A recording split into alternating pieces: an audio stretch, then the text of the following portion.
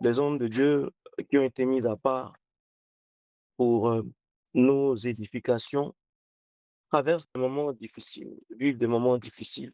Et 2 Corinthiens, dans le verset 8, le stipule très bien. Je le lis pour vous.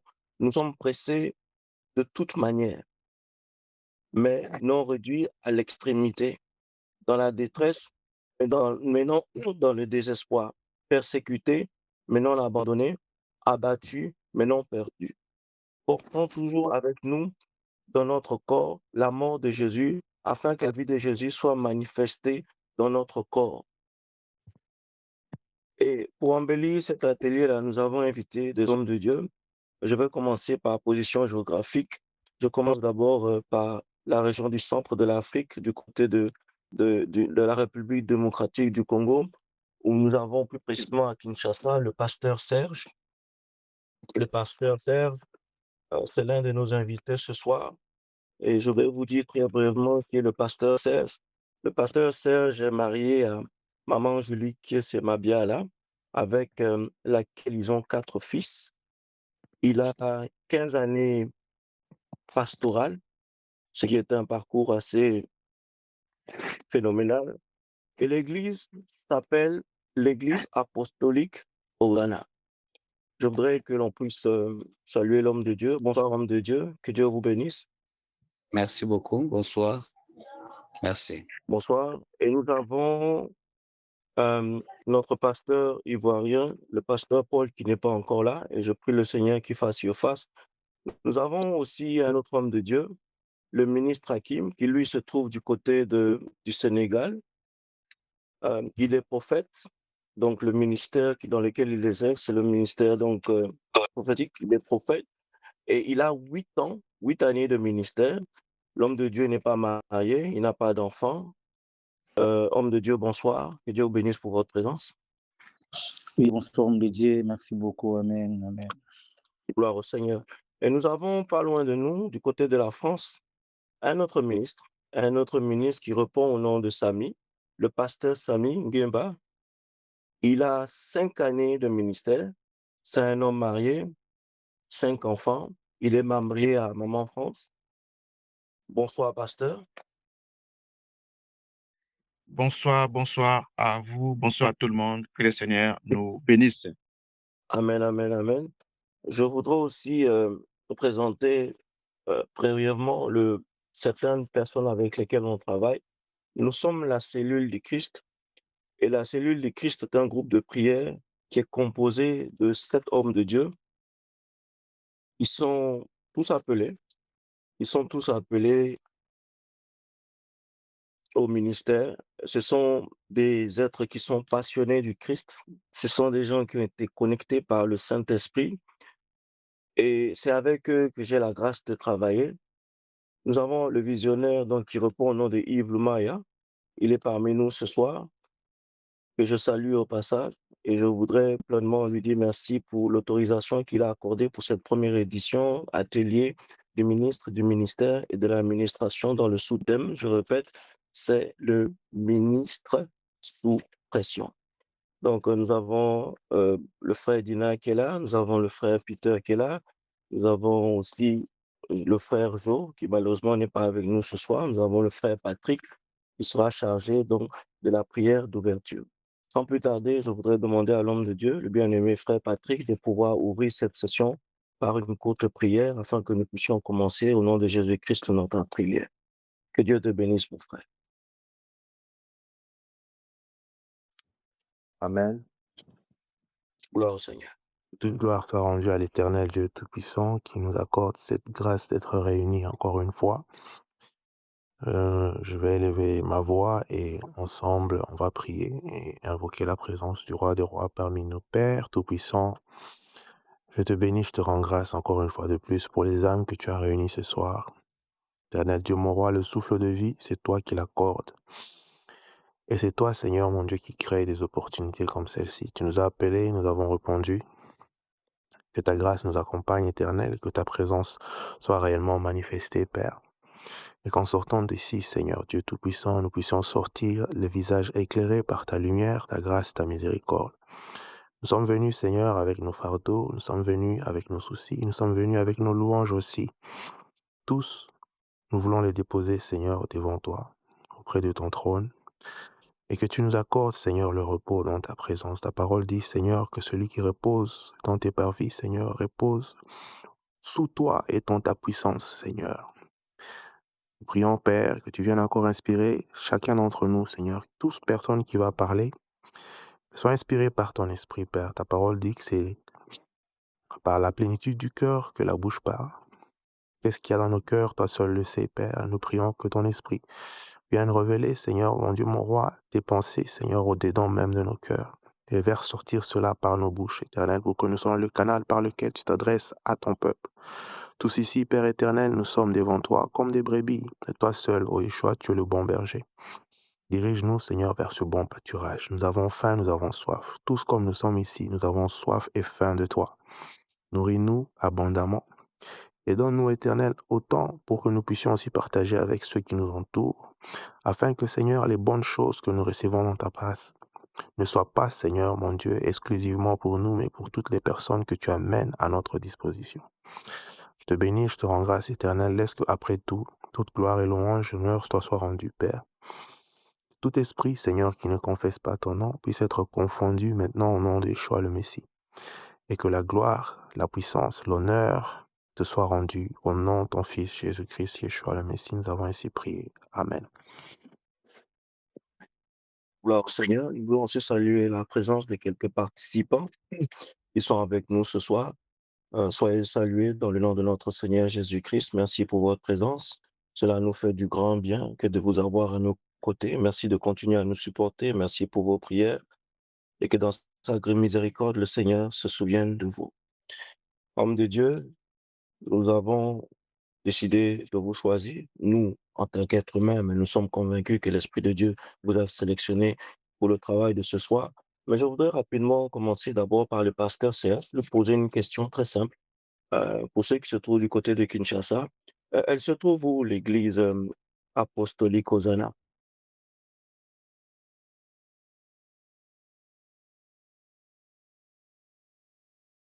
Allô, pasteur? Pasteur Serge? Je pense que le pasteur ne... Allô. Alléluia. Oui, Je suis dans la ville de Kinshasa, commune d'Engaliema, et dans un quartier qu'on appelle Malueka. C'est là où se situe l'église Hosanna. d'accord. Merci. Gloire au Seigneur. Et l'église, rapidement, quel âge elle a? Elle est là depuis combien d'années? L'église, c'est 10e année déjà. Gloire au Seigneur. C'est merveilleux. Et la même question sera posée aussi au pasteur Samy de la France. L'église, pour ceux qui un jour pourraient se retrouver en France, elle se retrouve où cette église? Où est-ce qu'elle se trouve? Oui, merci pour la question. Nous sommes à Paris, non loin de l'Arena, la Défense. Et l'église, ça s'appelle la Communauté de prière en Jésus-Christ, en sigle la CPJC. Gloire au Seigneur. Gloire au Seigneur. Donc, pour ceux qui un jour se retrouveraient à Paris, le pasteur Samy, je pense, serait très heureux de vous accueillir. Prophète Hakim, l'église, je sais qu'elle est au Sénégal, mais où précisément? Et le nom de l'église, si possible? Oui, merci beaucoup, homme de Dieu, pour la question. Et Gloire au Seigneur. nous sommes au Sénégal, à Dakar, quartier Nord-Foire. Le nom de l'église, c'est Mont Horeb, église Temple Mont Horeb. Voilà.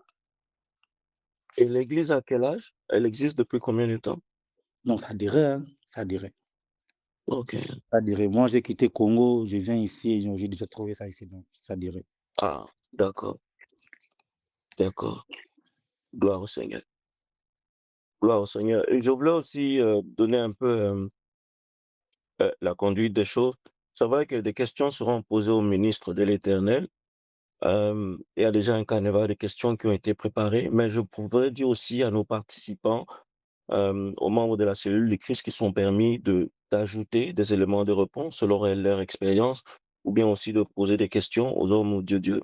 Mais nous allons travailler selon un ordre où celui qui se sent inspiré par une question, qui lève tout simplement la main et la question sera euh, réquisitionnée et transmise donc aux hommes de Dieu.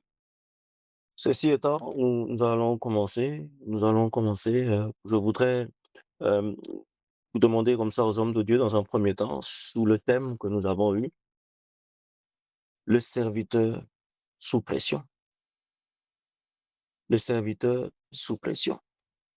Qu'il soit marié ou pas, qu'il ait des enfants ou pas, c'est un, c'est une vocation qui n'est pas simple. Elle est vraiment pas facile parce qu'elle comporte beaucoup de réalités. Et à cela, je voudrais rapidement poser la question au pasteur Samy, s'il le permet. Euh, Comment est-ce qu'il traverse ces difficultés en tant que pasteur? C'est vrai que les difficultés sont nombreuses. Les difficultés sont nombreuses et elles sont de différents ordres. Mais de manière générale, sans pour autant entrer dans un couloir tout à fait particulier, c'est-à-dire que comment lui-même, personnellement, il, euh, il supporte le poids de ce ministère. OK. Merci beaucoup pour la question. Je pense que je vais essayer d'apporter une petite réponse. D'abord, j'ai béni le Seigneur parce que on parle de l'homme de Dieu qui est le ministre. Et on a dit cet homme-là ou cette femme-là, parce que ça peut être un homme comme une femme, n'est-ce pas? Oui, Au départ, cette personne est soit le fils de ses parents ou la fille de ses parents. Cet homme ou cette femme-là peut être marié. Donc, et cette personne est appelée à servir le Seigneur dans ces conditions-là. Donc, cette personne est appelée à s'occuper d'abord de sa vie de foyer, de couple, de sa vie familiale et s'occuper également de l'œuvre de Dieu. Vous voyez, ça fait beaucoup. Donc, c'est une pression qui est exercée sur cette personne-là. Parce que peut-être que peut-être que la personne est appelée à travailler aussi dans la société pour subvenir aux besoins de sa famille. Oh, nous prenons les exemples, nous sommes à l'étranger, nous avons la famille qui est restée, par exemple, au Congo, on doit subvenir aux besoins. Il va falloir qu'on puisse travailler. euh, Comme la Bible nous dit, que l'homme mangera à la sueur de son front. Donc, tout ça, ce sont des pressions entre la famille biologique, entre la famille spirituelle. Il y a une certaine pression qui s'exerce sur l'homme de Dieu. Mais je pense que malgré cette pression qui nous vient de partout, le Seigneur qui nous a appelés est celui qui dispose de toutes les choses. C'est celui qui nous fortifie, c'est celui qui veille sur nous, c'est celui qui nous protège et c'est lui qui pourvoit aux besoins. Et c'est lui qui fait en sorte que nous puissions arriver à accomplir ces tâches-là euh, euh, pour pouvoir nous permettre d'être vraiment à l'aise dans le ministère. Voilà en quelques mots comment je peux répondre à cette question. Pasteur Hakim, s'il y a un élément de réponse. Gloire à Dieu, j'ai béni Amen. le Seigneur. J'ai béni le Seigneur pour ce moment et que la grâce de Dieu soit vraiment avec nous. Amen. Et moi, personnellement, je dois aussi essayer de répondre. C'est vraiment une question tellement sensible et tellement profonde, si je peux dire. Et premièrement, d'abord, que je peux dire que nous sommes des êtres humains. Nous sommes des êtres humains et c'est Dieu qui nous a appelés et c'est Dieu qui nous a choisis. Mais il y a des fardeaux, comme un papa vient de dire tout à l'heure là, il y a des choses à gérer dans le foyer, dans la famille, tout ça. Et aujourd'hui même, après les kilts, j'étais en train de parler avec un frère au bureau ici, et je lui ai dit que, moi personnellement, d'abord que même si que j'ai besoin, de me marier, mais je suis pas pressé. Pourquoi? Notre ministère, le ministère que Dieu m'a donné, ça demande vraiment la tranquillité. Il faut que mon esprit soit vraiment calme, et si maintenant là, je suis ensemble avec une femme, en fait, son comportement, son caractère est tellement dire, et par rapport de sa vie, et ça doit bouger aussi mon esprit. Donc, au lieu que je sois à l'aise pour préparer les messages, pour écouter Dieu, mais mon esprit ne sera pas vraiment à l'aise. Alors tout ça, c'est les pressions. C'est les pressions. Et en tant que le ministre de Dieu que nous sommes, et nous devons comprendre que avant de servir Dieu, avant de répondre à l'appel que Dieu nous a appelés, et nous sommes des êtres humains, et il y a aussi des fardeaux côté familial, il y a aussi des fardeaux de part et d'autre.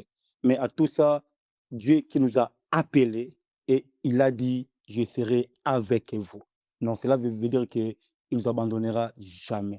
Donc il est toujours là, et il sera toujours là dans nos côtés. Donc voilà un peu. D'accord. Maintenant, au niveau du pasteur Serge, c'est-à-dire que toujours dans le cadre des épreuves et de la pression qu'un homme de Dieu, un ministre vit, quand on parle de l'aspect financier, c'est vrai qu'il y a, c'est tellement vaste. On était en train de parler de cela avec un beaucoup avant qu'on puisse commencer cette première édition. Il y avait tant de questions auxquelles on pouvait essayer donc de poser sur la liste. Mais quand on parle, par exemple, d'un pasteur qui travaille à temps plein, qui travaille à temps plein et qui essaie aussi de combiner avec un travail comment est-ce qu'un homme de Dieu peut combiner les 2, sachant que de manière spirituelle, il est appelé et de manière physique, il est aussi appelé? Comment est-ce qu'on peut combiner les 2, sincèrement parlant? N'est-ce pas une forme de pression qui ne dit pas son nom, pasteur Serge? Merci beaucoup pour la parole. Gloire au Et je bénis Dieu pour les interventions des hommes de Dieu qui ont parlé et qui ont amené une bonne contribution. Moi, je pense que depuis que le péché est entré dans le monde, ça a ouvert la porte à des pressions volontaires ou involontaires. Donc, dans la vie d'un homme de Dieu tel que nous sommes là, je dirais, c'est parce qu'on parle des hommes de Dieu, mais partout dans la vie, même si on est chef de famille, même si on est simple serviteur à l'église, les pressions ne manqueront pas. Il y en aura toujours. Maintenant, quand tu as un homme de Dieu qui doit mélanger un travail séculier et puis les ministères à temps plein, moi, je pense que ça ne sera pas facile. Ça ne sera pas facile. À un moment donné, il peut craquer. Il peut commencer, oui, ça peut donner, ça peut aller, mais à un moment donné, vous avez vu l'apôtre Paul, quand il parlait des tentes, là, il était encore en train de faire un ministère à temps partiel. Il exerçait le ministère et parfois il faisait des tentes. Mais à un moment donné, il a tout laissé pour ne vivre que des dons qui venaient dans des églises où il était apôtre. Donc, prendre le travail séculier et les ministères, je vous dis que ce n'est pas un travail facile. Si aujourd'hui vous pouvez trouver facile, mais à la longue, ça peut causer du problème concernant la santé. Ça peut déranger. Excusez-moi, Jésus dit, nul ne peut servir deux maîtres. Hein? Donc, tu ne peux jamais servir quelqu'un d'autre et être en même temps dans les ministères. Il y aura des choses qui ne marcheront pas comme il se doit. Et parfois, la vision risque d'être perturbée. Vous pouvez laisser les gens en train de travailler, mais tant que vous n'êtes pas là pour contrôler certaines choses, et vous verrez que les choses ne marcheront pas bien. Et je sais que quand un homme de Dieu n'est pas suffisamment ou n'a pas suffisamment de moyens financiers, ça complique encore, mais nous devons nous remettre toujours au fidèle Créateur, celui qui nous a appelés au ministère.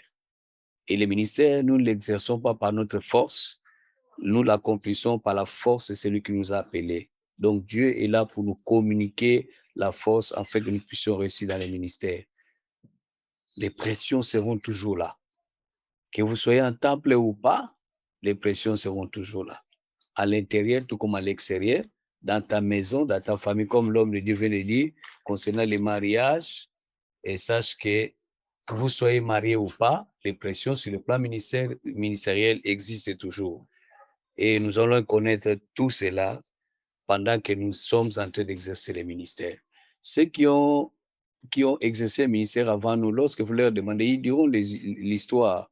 Ils nous relateront leur passé, leur présent, même s'ils ont des gens qui travaillent déjà avec eux à l'église, les pressions, je vous dis, ça ne manquera pas dans les ministères.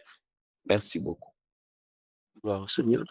Je voudrais dire que ceux aussi qui travaillent dans les églises, parce que nous avons des collaborateurs, des pasteurs qui sont là, qui ont aussi leur expérience, qui pourraient partager par rapport aux questions qui sont posées. On a des diacres parmi nous, donc tout élément de réponse qui permet d'édifier le peuple de Dieu est accueilli à bras ouverts. Il y a une autre question qui vient. Si vous avez aussi des questions, comme je dis, vous pouvez les poser, il n'y a pas de problème, mais seulement dans l'ordre, en levant la main pour que on puisse savoir et que la question soit posée. Il y a une question qui est sortie comme ça. Comment maintenir une vie, du moins une vie de discipline ou la discipline de la prière quand le cœur est trop chargé des réalités familiales, trop chargé des réalités maritales, trop chargé des aspects ministériels? Comment maintenir une vie de prière sous cet angle-là? Pasteur Samy, ici on parle, on essaie d'être, comme les Anglais disent, practical class, c'est-à-dire que c'est pas qu'on veut sortir de la théorie tout en s'appuyant sur les Écritures, bien entendu, mais c'est d'absorber le maximum d'expérience, parce que c'est l'objectif. C'est un atelier, on essaie d'avoir un maximum d'informations de manière pratique. Comment maintenir une vie de prière? Alors que le cœur, on est tout à fait conscient qu'en tant qu'être humain, comme le pasteur, le prophète vient de dire, on est chargé, on est lourd, on est affecté, on est affligé. Une vie de prière qui me met capable de dire aux frères, aux sœurs que nous dirigeons, aux brebis, d'avoir toujours cette discipline dans la prière, en étant conscient que nous-mêmes, nous sommes chargés. Merci pour la question et merci surtout pour la parole accordée. Quand le cœur est chargé, je pense qu'en tant qu'humain, c'est difficile de se donner à la prière. Mais je voulais apporter cette contribution pour aider une personne qui peut se retrouver dans de telles situations. Quand le cœur est chargé, il faut éviter de s'isoler. Il faut chercher là où il y a la présence de Dieu, là où les hommes et les femmes se réunissent pour louer le Seigneur.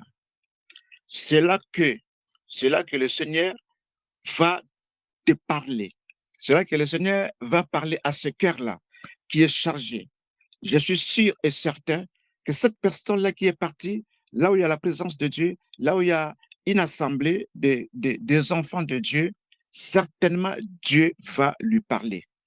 Il entendra, si c'est un frère, il entendra la parole les concernant. Si c'est une sœur, elle va écouter aussi le Seigneur lui parler pour lui apporter un message de réconfort, un message qui va permettre à cette personne-là de continuer à espérer à l'Éternel, de continuer à servir Dieu, même si le cœur est chargé, le Seigneur va lui donner la possibilité de pouvoir s'en sortir.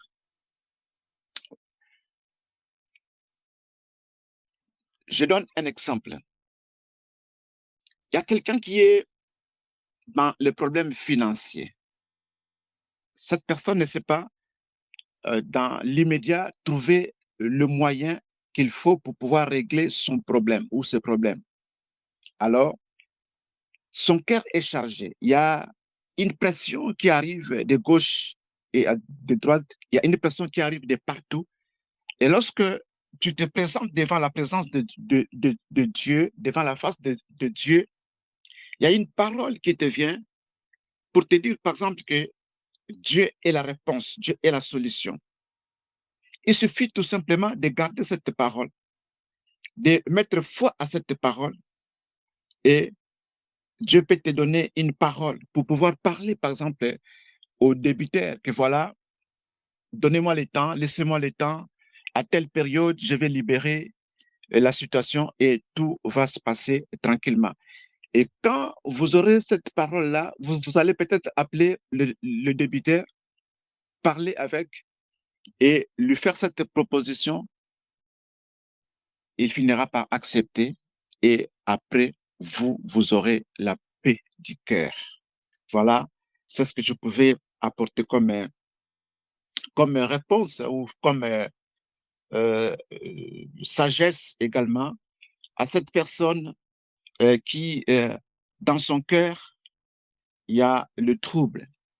Et cette personne-là est appelée, je le répète, est appelée à aller, à fréquenter les hommes, les femmes qui sont en train de servir le Seigneur, qui sont en train de prier, parce que c'est là que son secours viendra. La Bible me dit, le secours me vient de l'Éternel, l'Éternel qui a fait les cieux et la terre.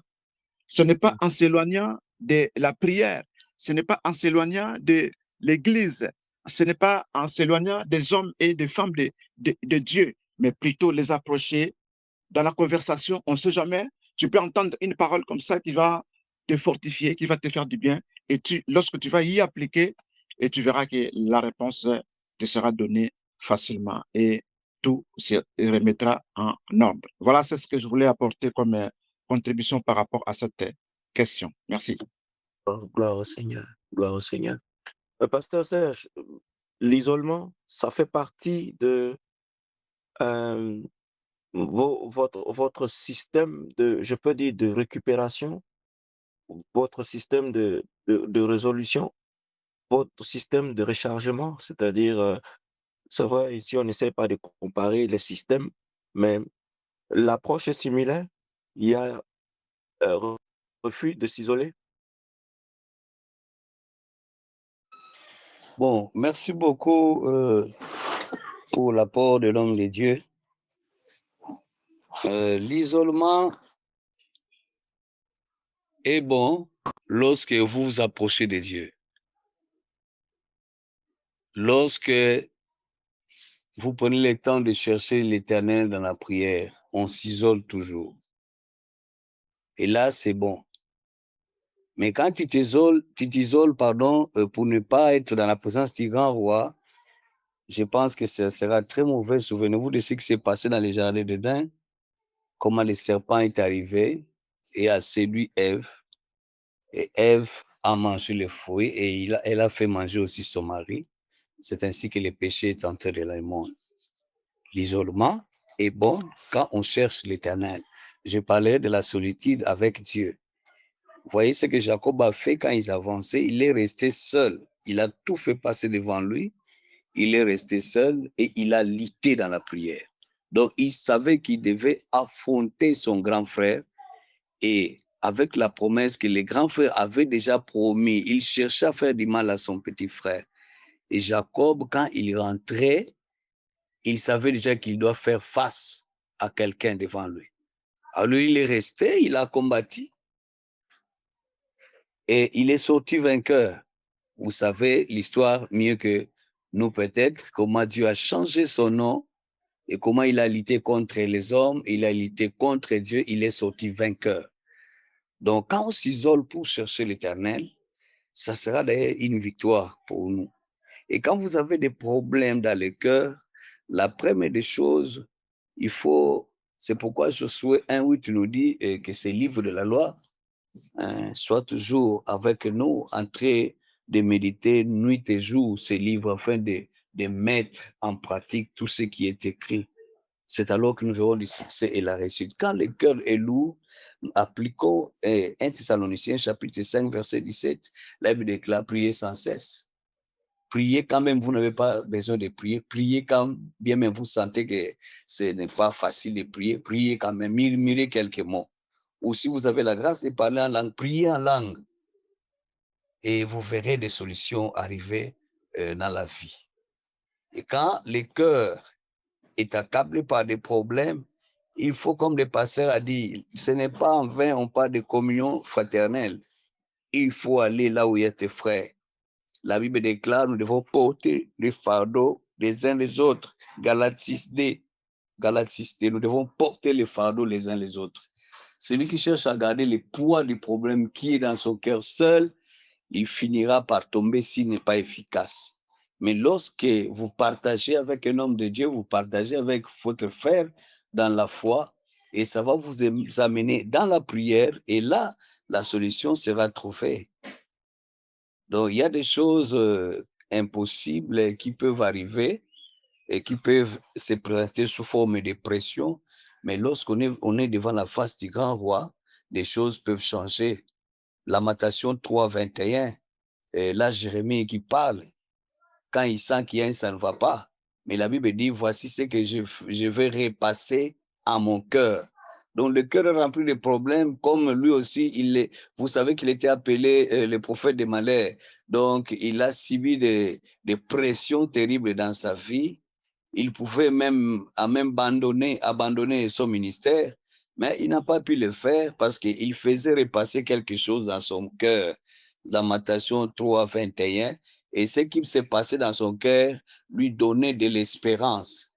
Voyez, quand nous n'avons pas l'expérience en nous, c'est que nous sommes bloqués quelque part, mais nous devons chercher à avoir de l'espérance, quel que soit le problème qui se passe à notre cœur. Et là, Jérémie a vu ceci, que les bontés de l'Éternel ne sont pas épuisées et ses compassions ne sont pas à leur terme. Donc, quand vous êtes accablé des problèmes, il y a quelque chose que nous devons faire repasser dans nos cœurs. C'est la parole de Dieu. Et nous devons nous tenir toujours dans la prière. Éviter, si vous voulez vous isoler, c'est-à-dire, cela veut dire vous vous retirez en prière. Vous vous retirez pour chercher l'Éternel. Au cas au contraire, vous allez tomber. Merci beaucoup. Gloire au Seigneur. Gloire au Seigneur. Je voudrais juste rappeler aussi que le peuple de Dieu, les participants sont invités à pouvoir se joindre à moi en ce qui concerne des questions ou des apports par rapport à des épreuves que leur pasteur travaille ou des hommes de Dieu avec lesquels ils ont déjà eu à avoir des entretiens. On fait nourrir des échanges euh, assez intéressants. Ici, c'est une question à l'endroit du prophète. C'est-à-dire, prophète, cas pratique. Cas pratique, je suis un de tes pasteurs. Je viens dimanche matin dans ton bureau, je te dis, bon, prof, je décide de démissionner tout simplement parce que le département que tu m'as confié, le département d'intercession, ne porte pas ses fruits. Quand je dis porter ses fruits, je parle plutôt de faire allusion à la carence, du déficit au niveau de l'effectif. C'est-à-dire que je me rends compte que euh, les âmes commencent de plus en plus à sortir de l'église, l'effectif commence à diminuer. Alors, je viens vers toi, je te dis, prophète, je voudrais rendre ma démission parce que, bon, mon travail ne produit pas ses fruits. De la même manière que nous démissionnons dans les administrations, dans les gouvernements, dans les structures, donc le travail circulaire que nous faisons. Quelle approche feras-tu à ce sujet? D'accord, merci beaucoup. Merci beaucoup, homme de Dieu, pour la parole. Et bon, pour moi, personnellement, je peux dire que sur la démission ministérielle, et premièrement, d'abord, nous devons comprendre une chose. Nous devons comprendre une chose. Et moi, je ne pense pas que si que tu es vraiment appelé par Dieu et tu peux démissionner. Dans quel sens? Parce que le ministère que nous portons, le travail que nous sommes en train de faire, ce n'est pas à nous, c'est Dieu. C'est le Seigneur parlait de son esprit et qui est là afin pour nous pousser pour accomplir la mission qu'il nous a donnée. Mais si quelqu'un vient pour me dire que par rapport de telles situations, par rapport de telles choses, je dois démissionner. Et moi, personnellement, d'abord, je vais l'envoyer d'abord à la prière. je vais d'abord envoyer dans la prière et il doit vraiment chercher la face de Dieu. Il doit vraiment prier. S'il est appelé, je crois bien que le Seigneur va lui donner ce qu'on appelle la force. Et un jour, je prêchais, j'ai donné la différence entre Saoul et David. Saoul et David. Aujourd'hui, il y a des serviteurs de Dieu, des servantes de Dieu. Nous tous, nous proclamons que je suis serviteur, je suis servante de Dieu. Oui, mais il y a aussi des personnes, peut-être qu'il s'est réveillé lui-même, il s'est proclamé serviteur de Dieu. Elle s'est réveillée elle-même, elle s'est proclamée servante de Dieu. Pourquoi? Parce que dans son église, on l'a donné un département comme ça. Et après, il connaît quand même Genèse, Lévitique, tout ça. Il s'est proclamé un serviteur servante. Et lorsque maintenant, que des choses, ce qu'on appelle des sous-pressions, là, on venait maintenant de notre sous-thème, vont venir. Et là, maintenant que tu dois comprendre, est-ce que la personne est appelée ou bien non?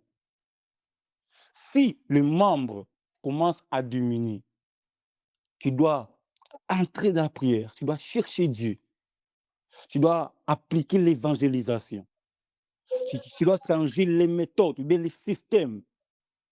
Tu dois comprendre pourquoi les choses se passent comme ça. Pourquoi les membres s'enfuient comme ça? Pourquoi les membres ça diminue? Il y a quoi au juste? Alors, tu dois prier en tant qu'un homme de Dieu.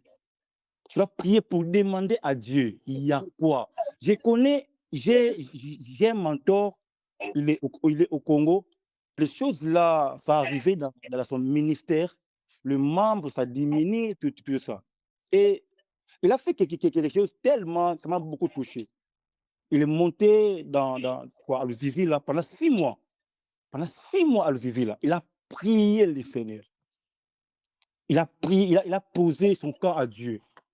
Et Dieu lui a dit, retourne. Ce que tu fais, ce n'est pas ça ce que moi je t'avais appelé. Tu fais d'autres choses. Et lorsqu'il a mis maintenant en place les choses que Dieu lui avait dit, et l'église est revenue normale. Et les membres commençaient à venir. Ils ont aussi appliqué l'évangélisation, ils ont évangélisé. Et les membres sont venus plus qu'avant même. Donc pour moi, je peux dire qu'il va juste prier à la place de démissionner. On ne démissionne pas. Si tu es appelé, que Dieu t'a appelé, tu n'as pas le droit de démissionner. Tu n'as pas le droit de démissionner. Dieu est avec toi. Tu vas prier le Seigneur et tu dois chercher d'abord les problèmes, c'est quoi? Les problèmes, c'est quoi? Pourquoi les membres s'enfuient? Pourquoi les membres se diminuent comme ça? Et le Saint-Esprit va t'aider à comprendre et après, tu dois appliquer ce que le Saint-Esprit va te dire et après les choses vont revenir normalement. Mais tu dois aussi gêner, tu dois aussi mettre vraiment Dieu en première position, tu dois vraiment invoquer Dieu pour que Dieu te donne des solutions par rapport à ce que tu es en train de vivre dans ton église, mais dans ton ministère. Il n'y a pas question de démissionner. Non, voilà un peu l'homme de Dieu. Alléluia. Alors, Pasteur Samy, un ajout? Oui, merci pour la parole rapidement. Je voulais dire ceci, je voulais compléter l'homme de Dieu qui fait de parler. Oui, on ne peut pas démissionner. Pourquoi? Je vais donner l'exemple de Jonas. Jonas, dans le bateau, Jonas qui était appelé à aller à Ninive, mais il a pris une autre direction que nous connaissons. Et qu'est-ce que les gens ont fait? Ils ont posé la question. Ils ont dit, qui nous attire ces malheurs? Voilà, tous ensemble au sein de l'Église, nous allons nous poser cette question, qui nous attire ces malheurs? Nous allons chercher à comprendre d'où vient le problème. C'est dans la prière, comme l'homme de Dieu vient de le dire.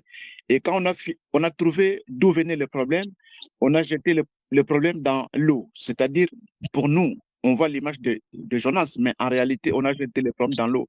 Et dans la prière, on a résolu ce problème-là. On a trouvé que non, il y avait quelqu'un qui était parmi nous et qui n'a pas obéi à la voix de Dieu, qui a pris une autre direction. C'est pour cela, aujourd'hui, nous avons ce problème. Bon, pour nous, c'est pas que on va accuser quelqu'un dans l'église, mais on a compris que non, peut-être qu'on n'avait pas bien procédé par rapport aux méthodes, aux pratiques. Comme l'homme de Dieu a dit, on a changé de système, de pratique. L'homme de Dieu est parti sur la montagne pour chercher la face de Dieu. Et on a évangélisé tout autour. Et on a fini par avoir encore beaucoup plus de croyants à l'église. Voilà, c'est ce que je pouvais apporter comme contribution. Donc, il ne faut pas abandonner parce qu'on a été appelé par Dieu. On ne peut pas abandonner. Si on abandonne, est-ce qu'on va encore chercher à demander un autre poste? Non, non, non, non. Si le Seigneur t'a appelé à cela, t'a confié cette responsabilité, tu peux commencer. Peut-être ça n'a pas ça n'a pas marché, ça a échoué tout au début, mais il ne faut pas tout de suite abandonner. Il faut tenir ferme. La Bible nous parle de tenir ferme, de tenir ferme. La persévérance, il faut persévérer, il faut continuer, il faut chercher à comprendre pourquoi ça n'a pas marché, pourquoi ça ne marche pas, comme l'homme de Dieu l'a dit, et j'ai donné l'exemple de Jonas. On a fini par trouver le problème, on a prié et la solution viendra par la suite. L'Église va continuer, l'Église va évoluer. Ça fait partie de l'expérience également de l'homme de Dieu. Ça fait partie de son expérience, de son parcours. Dieu nous fait traverser des fois des moments comme ça pour nous montrer aussi que nous ne sommes que des humains. Ce que nous faisons, nous le faisons non pas par notre intelligence, non pas par notre capacité. La Bible nous dit que tout nous vient de Dieu. L'intelligence, la capacité, si nous réussissons aujourd'hui, c'est parce que Dieu qui nous a appelés nous accompagne dans ces programmes, dans ces projets. C'est pour cela il y a la réussite, le succès avec nous. C'est une manière aussi d'enseigner l'homme de Dieu qu'il ne faut pas être orgueilleux, il faut être toujours humble. Si tu arrives à ce niveau-là, c'est parce que Dieu l'a voulu. Ce n'est pas parce que toi tu sais parler, parce que toi tu as étudié, parce que toi tu es ceci ou cela. Non. Voilà, la preuve c'est que tu as échoué, mais comme tu es revenu vers moi et maintenant tu as eu la force de remonter et de retrouver la joie. Voilà, en quelques mots, c'est ce que je pouvais rajouter comme parole. Merci beaucoup. Alléluia. Nous avons Papa Peter qui a levé la main. Papa Peter fait partie donc de ce mouvement, la cellule du Christ. Je pense qu'il a un élément de réponse qu'il voudrait faire connaître. Papa Peter, bonsoir. Oui, bonsoir frère, bonsoir à tout le monde. Merci beaucoup de m'avoir accordé la parole. Je voulais juste ajouter tout ce que les hommes de Dieu ont déjà dit. Ils ont dit presque tout. Je voulais juste donner peut-être des exemples qui peuvent nous aider à répondre à cette question qui est vraiment primordiale. Je vais prendre par exemple l'exemple du prophète Élie. Vous allez voir, après avoir eu la victoire devant les prophètes de Baal, lorsqu'il fuyait Akab, la Bible dit que lui ne voulait même pas abandonner, il est parti loin de là, plus que ça. L'homme de Dieu, il a même demandé la mort parce que le ministère pesait tellement sur lui. La persécution était là, visible et palpable, physique surtout. Et il est parti jusqu'à demander la mort. Mais ce qui va nous intéresser plus, c'est la réponse de Dieu. Dieu lui donne du pain et de l'eau. Il lui donne la parole. Il lui donne la parole et il lui donne aussi l'esprit, qui fait tout simplement dire que quand nous servons Dieu, quand il y a la persécution, ce qui nous permet d'avancer, ce n'est pas nous. C'est Dieu qui nous donne la force. Quand Dieu t'appelle, il pourvoira à tout le besoin, y compris la force, la persévérance, il sera là pour toi. C'est pourquoi le Saint-Esprit Jésus nous a bien prévenu qu'il sera avec nous jusqu'à la fin du temps. Alors, ce qu'on doit incarner dans nos esprits, que tout marche bien, que tout marche mal, il est là. Et il est là, pas seulement là, mais il est au contrôle de tout. Si nous prenons par exemple tout acte des apôtres, vous allez voir les persécutions que les apôtres ont endurées. Mais en aucun cas, ils ont même pris cette option de pouvoir abandonner. Il y en a ceux qui ont même accepté la mort au lieu et la place d'abandonner, ils ont même accepté la mort. Quand vous voyez les emprisonnements, les menaces physiques qu'ils ont connues, Paul, par exemple, quand vous prenez Pierre, il a été emprisonné 2 fois et 2 fois durant. Et la Bible dit, lorsqu'il sortait de là, il rassemblait encore les autres, il priait Ils étaient encore remplis du Saint-Esprit pour faire quoi? Pour continuer l'œuvre. Alors, pour tout simplement dire que la vision est de Dieu, la provision est de Dieu, toutes les capacités viendront de Dieu, les encouragements viendront de Dieu et la force pour continuer viendra toujours de Dieu. Alors, ce que nous devons faire, c'est recourir toujours à la source et à la personne qui nous a appelés. Prenons par exemple David. Regardez ce qu'il a enduré avec Saoul, jusqu'à fuir même son pays, à être réfugié dans le pays des Philistins. Alors, il a tellement enduré ce fardeau qui pesait sur lui, qui était la persécution, qui était la jalousie. Mais en aucun cas, il a dit non, non, ça, ce n'est pas pour moi. On m'a oint, je pense qu'on a fait une erreur de me oindre. Mais il pouvait abandonner, mais il s'est dit non, je vais toujours. Il disait toujours, Dieu est au contrôle et ma vie est entre tes saintes mains. Voilà ce que je pouvais amener comme une petite contribution. Merci beaucoup. Merci beaucoup, Papa Peter. Merci beaucoup, Pasteur Serge. Oui, ma contribution est celle-ci. Lorsque vous avez posé la question, vous avez parlé d'un chef de département, il est venu auprès de vous en tant qu'homme de Dieu pour dire que ça ne marche pas là-bas, il veut démissionner. Donc, au sein de l'Église, quand il faut choisir l'homme de Dieu, avant de choisir, nous devons suivre ce que Jésus a fait. Il a passé toute la nuit en prière et le matin, il a commencé par choisir. Donc, à l'église, on ne peut pas seulement choisir quelqu'un comme ça et le placer dans un département, sinon vous pouvez chercher la mort de cet homme-là. Il faut que Dieu nous guide, nous en tant qu'hommes de Dieu, pour faire les choix dans chaque département. Donc, on ne peut pas mettre n'importe qui, n'importe où. Sinon, on risque de chercher problème dans la vie de cet homme-là. Là, c'est au sein de l'église.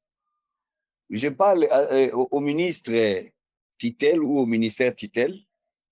Là, en tout cas, comme les hommes de Dieu ont dit, nous devons rentrer auprès du Seigneur qui nous a appelés parce que son appel est irrévocable.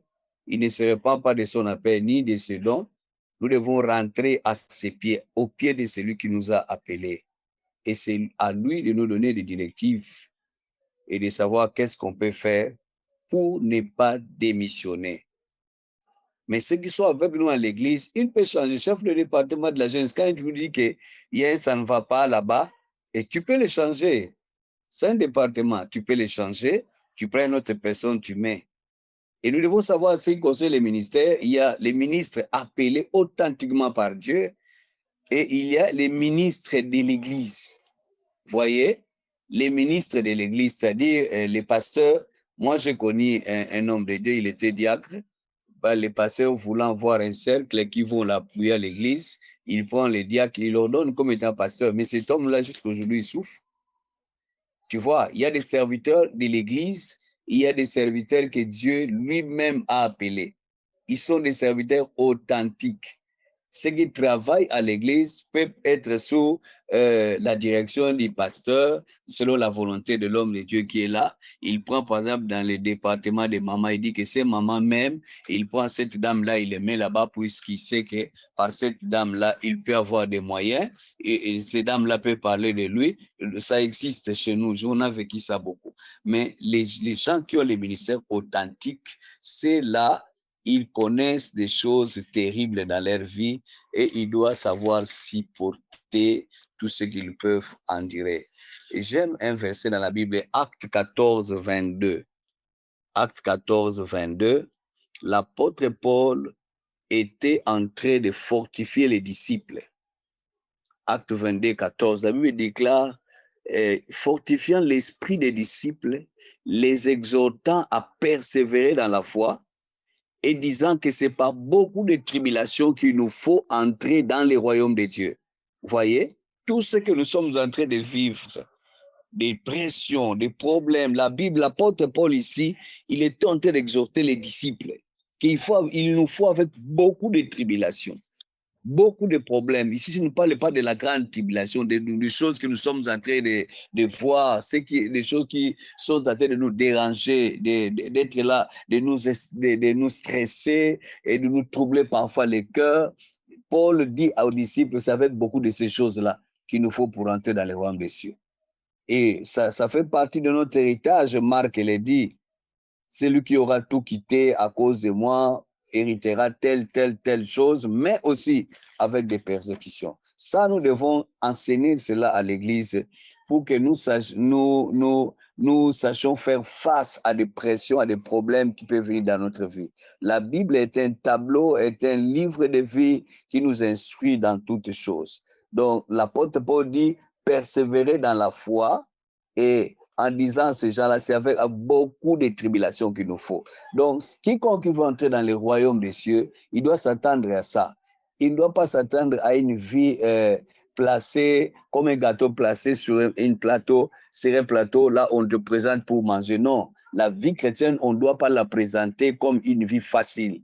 Quiconque prêche l'évangile, présente l'évangile comme quelque chose de facile. Lorsqu'il vient d'une tribulation, c'est pourquoi les gens succombent. Et quand la Bible parle de persévérer, c'est-à-dire que ça ne sera pas facile. Vous voyez?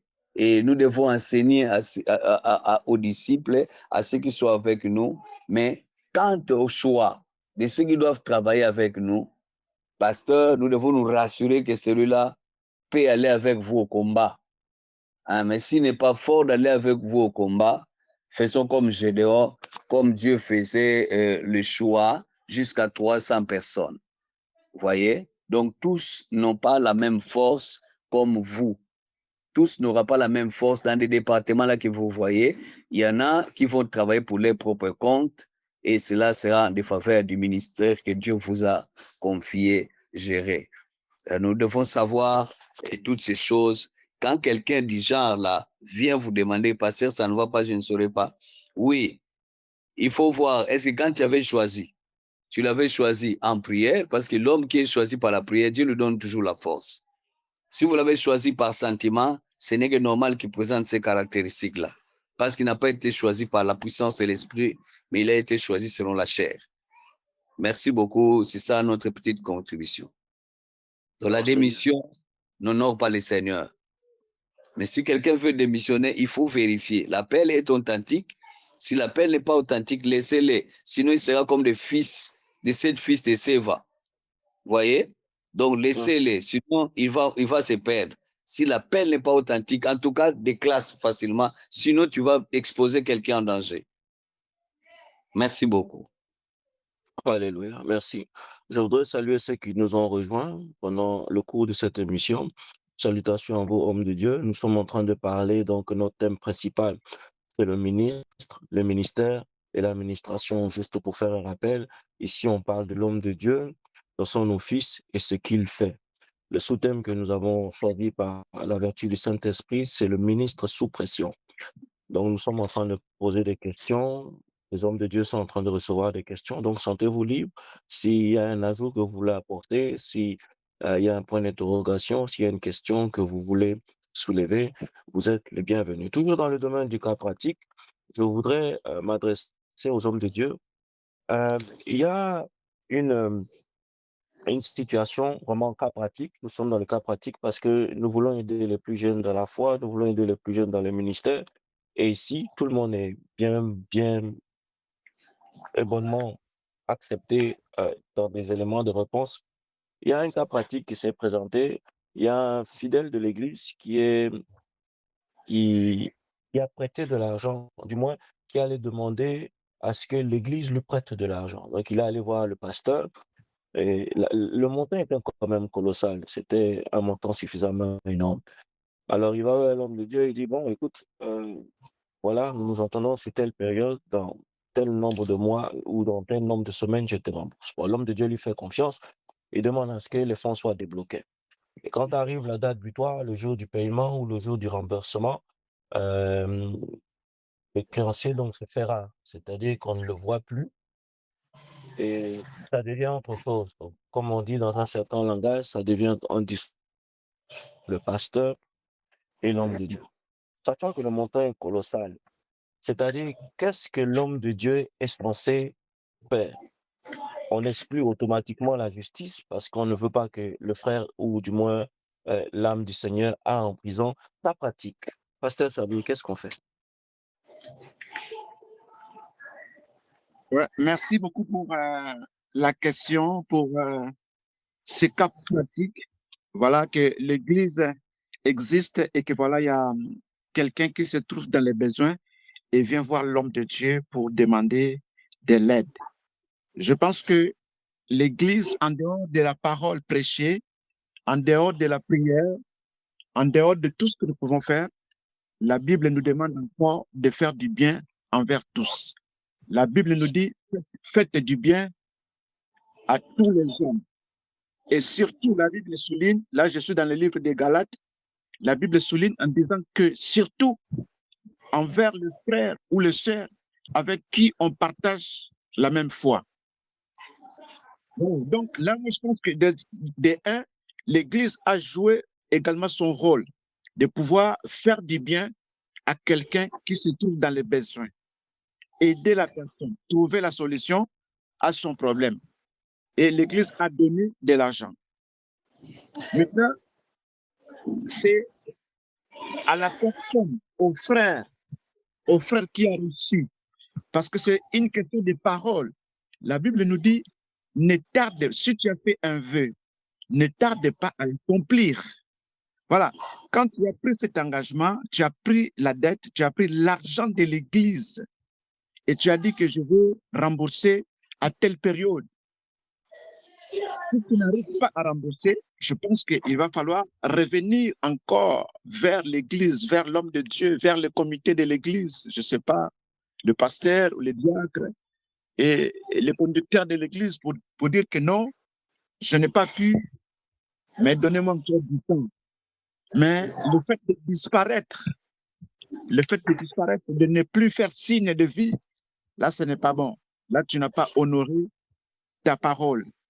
Alors, l'Église, de son côté, je pense que l'Église, pour moi, l'Église va procéder comme on nous dit, s'il y a indifférent avec un frère. Parce que là, c'est indifférent. Il y a indifférent qui est né dans l'Église. Nous devons chercher à trouver le frère, parler avec lui, chercher à comprendre qu'est-ce qui ne va pas, pourquoi il n'arrive pas à payer sa dette, pourquoi il n'arrive pas à rembourser l'argent de l'Église, parce que l'argent de l'Église, ce n'est pas l'argent du pasteur, ce n'est pas l'argent des diacres. On dit bien c'est l'argent de l'Église, c'est pour le bon fonctionnement de l'Église, mais ça n'empêche pas de pouvoir apporter de l'aide à quelqu'un qui se trouve dans les besoins en ce moment-là. Et c'est ce que moi je dis, on va procéder comme la Bible nous dit d'aller voir le frère, parler avec lui, savoir qu'est-ce qui ne va pas. Et s'il fait encore une autre promesse, on regarde. S'il réalise, c'est bien. S'il ne réalise pas, dans ce cas, l'Église peut informer d'autres personnes encore de l'Église. Et s'il n'arrive toujours pas à honorer sa parole, dans ce cas, l'Église, voilà, lorsque je dis l'Église, c'est-à-dire les conducteurs, ceux qui sont au courant, ceux qui gèrent cette affaire-là, vont l'annoncer d'une manière publique à l'Église, dans l'Assemblée, pour dire que non, voilà, nous, on a sorti l'argent pour aider un tel frère et il nous a fait la promesse de rembourser, mais jusqu'à ce jour, il ne rembourse pas. Comme ça, l'Église est libérée. Parce que l'Église, comme je l'ai dit, l'argent de l'Église n'appartient pas au pasteur. Il y a un trésorier, il y a quelqu'un qui s'occupe de ça. Il y a un trésorier, il y a un financier, il y a, je ne sais pas qui, comment l'Église est organisée. Tout dépend de l'organisation de l'Église.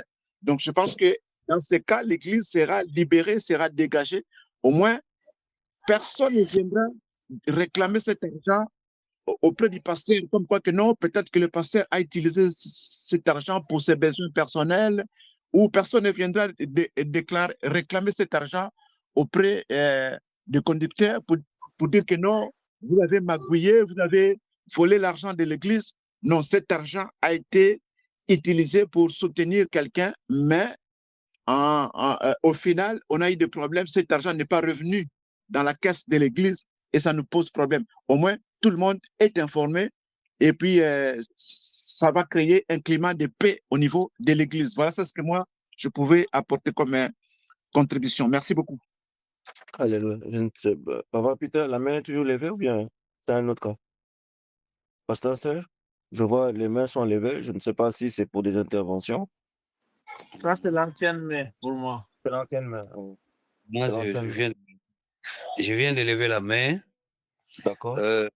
Je pense que l'Église n'est pas une banque, la première des choses. Étant un bon berger, nous devons veiller à ce que nous ne puissions pas perdre des âmes. Les frères viennent emprunter l'argent à l'Église. Moi, généralement, je ne fais pas de prêts. Je vois à la mesure du possible ce que j'ai pour aider un fidèle. Il peut dire, pasteur, j'ai besoin de 20 000. Si je peux avoir un 10 000, je lui donne. Comme ça, le reste, il va chercher. Parce qu'on a connu plusieurs cas pareils dans l'Église. Alors, qu'est-ce que ça va causer? L'âme là, même si on le pardonnerait, il aura toujours honte de revenir à l'Église. Et surtout si c'est connu dans toute l'Église, en tout cas, c'est à 90%, on va les perdre dans l'Église. Donc, quand nous gérons les âmes, nous devons faire très attention avec des cas pareils. Il est frère, il a reçu Jésus, mais par honte de n'avoir pas remboursé, il peut fuir l'Église. Voyez? Donc, nous devons être très sages. L'Église n'est pas une banque pour prêter l'argent ou emprunter l'argent. Et la Bible déclare, ne devez à personne si ce n'est que de vous aimer les uns les autres. Donc, ces histoires-là d'avoir des dettes envers l'Église sur le plan financier causent toujours des problèmes. Nous devons être très sages, comme l'homme de Dieu a dit, pour que nous ne puissions pas perdre l'âme. Mais si ça s'avérait que cela s'effectuait, il y a une sagesse qui dit qu'on ne peut pas annoncer ça à toute l'Église, parce que là, tout le monde aura une opinion quelconque. Vous voyez, lorsque ça sera son tour, s'il venait à l'Église, dit que pasteur, j'ai manqué autant, toi, le pasteur, tu ne voudras pas donner compte tenu de ce qui s'est déjà passé. Alors, ça va affaiblir la communion des frères, ça va affaiblir l'Église.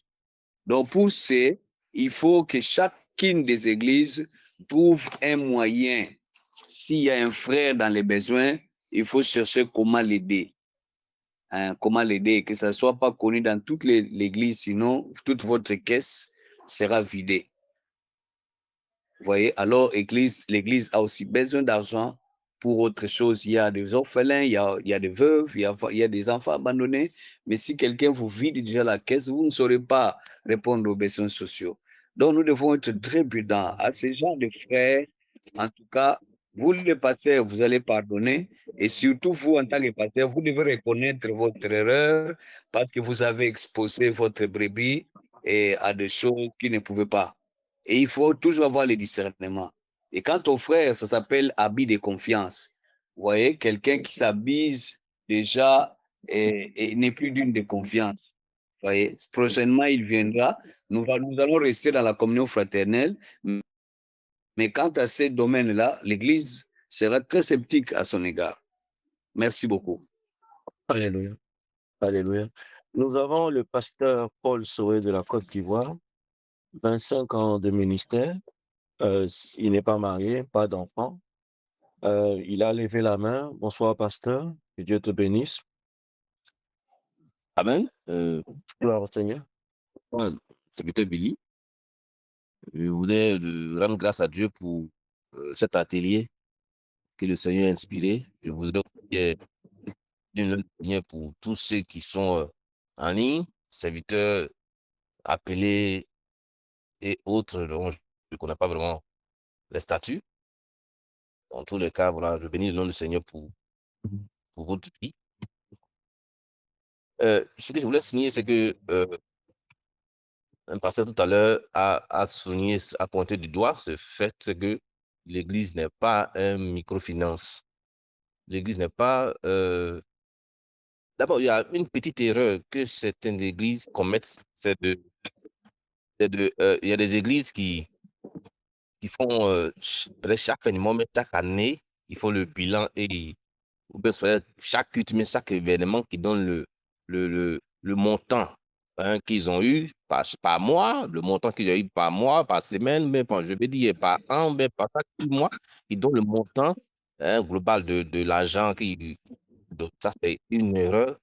L'Église a vraiment des besoins. L'Église n'est pas fait pour donner l'argent. Si il est arrivé que l'Église pouvait soutenir un frère, c'est de manière, on le donne de manière gratuite, mais pas le prêter de l'argent, parce que c'est déjà un piège. Lorsqu'on prête de l'argent à quelqu'un et que la personne n'arrive pas à rembourser, la personne va fuir, exactement comme cela vient d'être fait. Voilà, c'est que le secrétaire Billy vient de souligner tout à l'heure. Je donne un exemple de l'église EMI en Côte d'Ivoire où nous sommes. Nous avons une caisse qu'on appelle le social. C'est-à-dire chaque dimanche, chaque personne met de l'argent. La caisse est là. Et il y a un moment pour ça, on demande à tout le monde de se lever. Et ça commence par 500 francs CFA. Et chacun peut donner plus. Et cette caisse qu'on appelle la caisse de social permet, n'est-ce pas, à aider les gens qui sont dans des situations difficiles et ceux qui veulent faire du commerce et tout ça. Et dans cette caisse, si une personne a un problème, d'abord, avant de prêter de l'argent à quelqu'un, une personne vient demander de l'argent. Comme la banque, il y a les banques qui le font, les microfinances font, on demande. D'abord, qu'est-ce que tu fais comme travail? Voilà, tu ne peux pas te lever comme ça, venir demander de l'argent dans une banque. Si on ne connaît pas ton revenu, on ne sait pas ce que tu fais dans la vie. La banque ne voudrait pas perdre. L'Église aussi doit avoir aussi ses côtés fonctionnels. Dans le cas où on te prête de l'argent, c'est vrai, mais il faut que cet argent revienne parce que cela sert aussi à aider d'autres personnes. Parce que si toi tu prends et que tu ne rembourses pas, voilà, et ceux qui sont réellement dans le besoin, il y a beaucoup de personnes qui mettent des choses dans leur tête, qui disent que dans l'église, il y a l'argent. Les gens, il y a l'argent dans l'église. Que certaines églises ont pour habitude, n'est-ce pas, à donner les montants, à publier les montants chaque fin de culte. Au tel aujourd'hui, on a eu 100 millions. Aujourd'hui, on a eu 200 millions. Aujourd'hui, on a eu 100 000. Donc, il y a des gens qui sont assis dans l'église là, qui écoutent et qui commencent même à convoiter l'argent de l'église. Pour moi, s'il n'y a pas d'annonce, s'il n'y a rien du tout, étant donné que l'église a des charges, les factures, l'évangélisation, l'église a vraiment des charges. Donc, pour une telle personne qui demande de l'argent à l'église, si l'église peut le faire, l'église le fait. Mais pour lui prêter de l'argent, il faut qu'on sache vraiment il fait quoi, est-ce qu'il touche quoi, chaque fin du mois, est-ce qu'il a des activités. Sinon, si tu ne fais rien, que je viens demander de l'argent, un crédit à l'église, une dette à l'église, en tout cas, pour finir, cette personne va fuir. Cette personne va fuir parce qu'il ne remboursera pas, on ne donnera pas, on ne demande, on ne. Je parle là de manière terre à terre. Je laisse d'abord cette affaire de spiritualité. Je parle vraiment simplement dans la vie courante, ce qui s'est fait. Et puis après, c'est un frère de l'église. Nous ne souhaitons pas lui perdre. Nous ne souhaitons pas que le frère s'égare. Nous ne souhaitons pas que le frère fuit toute l'église demain en lui prêtant de l'argent. Et s'il n'arrive pas à rembourser, c'est fini. Il va fuir. Il va partir ailleurs. Et c'est comme ça va se faire dans tous les cas. Donc, la première des choses, on cherche à savoir d'abord le type de frère a une activité rentable. Il touche combien par mois? Est-ce qu'il est salarié? Là, si on te donne l'argent, tu peux rembourser. Même s'il ne rembourse pas tout le coup, mais à échéance, plusieurs moments. Donc, en tout ça, c'est comment faire pour préserver les membres de l'Église, comment faire pour garder les frères de l'Église, comment faire pour ne pas qu'un frère ou une soeur se perde tout en lui donnant de l'argent. Voilà, c'est un peu ça que je vais dire. Je pense que peut-être que j'ai répondu un peu à cette préoccupation. Voilà, que Dieu bénisse et puis voilà, je D'accord. laisse le micro. C'est bon. Pasteur, rapidement, une question. C'est-à-dire que Amy répond au nom de les initiales. C'est-à-dire Amy qui veut dire Église. Église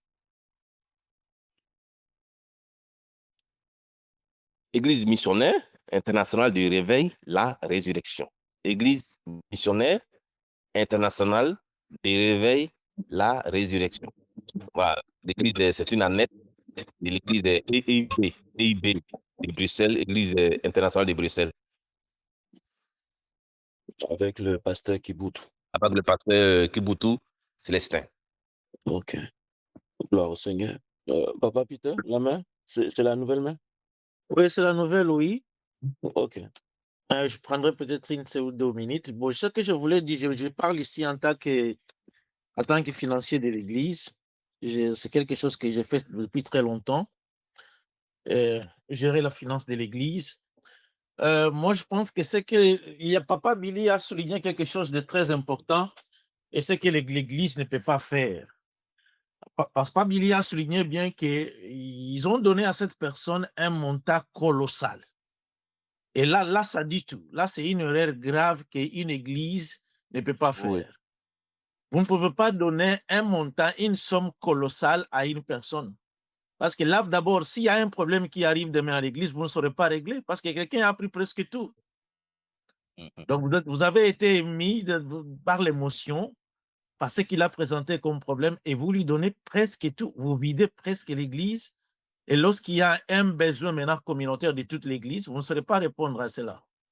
Alors, moi, je pense qu'en tant que gérant de l'église, de l'argent de l'église, on ne donne pas un montant colossal à une personne. Ça, il faut vraiment éviter. Il faut seulement lui donner ce que vous pouvez donner et surtout, en tant qu'aide, c'est comme si on nous a toujours conseillé, lorsque même il faut faire des affaires, des business, ce qu'il faut éviter, évite la famille. Tu avanceras. Ça, j'ai une expérience. Si tu veux bien avancer dans le business, dans les affaires, tout ce qu'il faut éviter, évite la famille. C'est bien que quelqu'un d'autre puisse te bouffer de l'argent que la famille. Parce que la famille, ça vous divise. La famille, tu seras lourd à demander. Tu ne peux pas faire la pression. Pourquoi? Parce que c'est un cousin, c'est un petit frère, c'est une sœur, c'est ceci et cela. Et c'est la même chose parce que c'est une brebis de l'Éternel qui a pris de l'argent. Vous aurez beaucoup de compassion. Il y a des versets qui vont tomber, pardonner ceci et cela. Et au finish, c'est l'Église qui paie le prix. Alors ça, c'est une erreur grave que la gestion des finances de l'Église ne peut pas faire. Merci beaucoup. Seigneur, je voudrais dire que le peuple est amené, et s'il le veut bien, à donner des éléments de réponse. Je voudrais lire un passage dans le livre de Nombre 11. Je vais le lire très lentement pour que nous puissions avoir à détecter, sinon à entendre de quoi il est question. Nombre 11, le verset 11 nous dit ceci.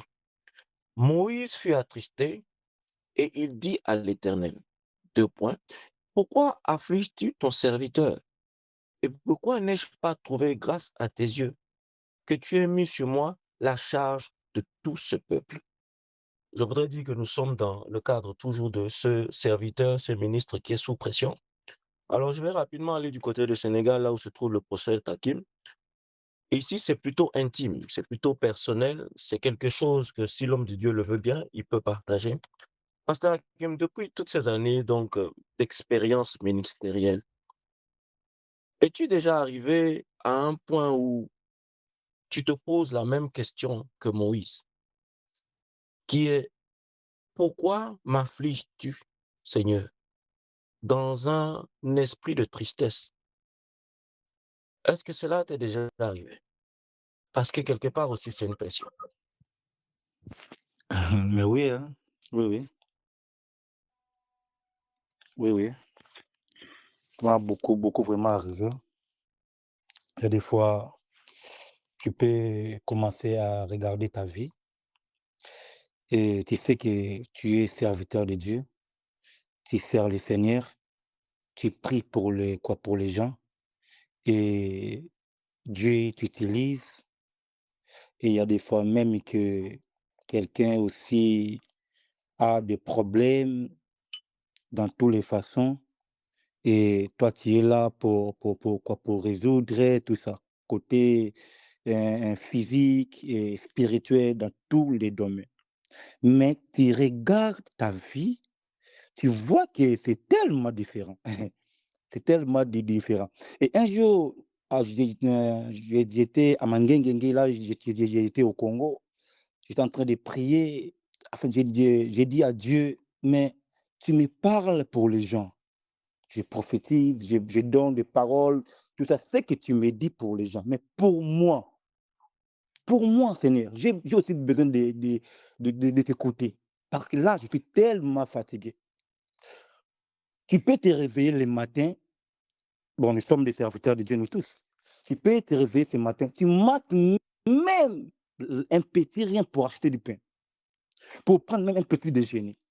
Ah, Alors, tout ça, ça arrive un jour, je dis: «Seigneur, est-ce que vraiment tu m'as appelé?»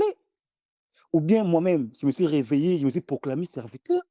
Mais je connais bien mon histoire, je connais bien mon appel, que c'est toi qui m'as appelé. Mais pourquoi ça? Pourquoi? Non, ça m'a beaucoup arrivé en fait. Ça m'a beaucoup vraiment, même ici au Sénégal et c'est surtout, je suis dans un pays étranger, je suis seul, donc je me débrouille seul. Donc ça m'a beaucoup, beaucoup vraiment arrivé. Jusqu'aujourd'hui, je vous dis, ça m'a beaucoup vraiment arrivé. Donc voilà. Pasteur Samy? Gloire à Dieu, je bénis le Seigneur par rapport à ça. Euh, je voulais relire encore cette parole, Nombre chapitre 11, le verset 11. Moïse fit attrister et il dit à l'Éternel, pourquoi affliges-tu ton serviteur? Et pourquoi n'ai-je pas trouvé grâce à tes yeux que tu aies mis sur moi la charge de tout ce peuple? Moïse, son souci ici, c'était plus la conduite et le comportement de ce peuple-là. Ce peuple-là qui voyait la grâce de Dieu, les miracles, les prodiges de l'Éternel. Mais ce peuple, malgré ce que Dieu faisait pour eux, ce peuple, quelque part, arrivait toujours à déshonorer Dieu. C'est pourquoi Moïse se plaignait beaucoup par rapport à la conduite de ce peuple-là. Nous avons dans nos églises également des bien-aimés qui viennent à l'église prier, mais après, à côté, ils retournent encore dans le monde. Ça attriste le cœur de l'homme de Dieu.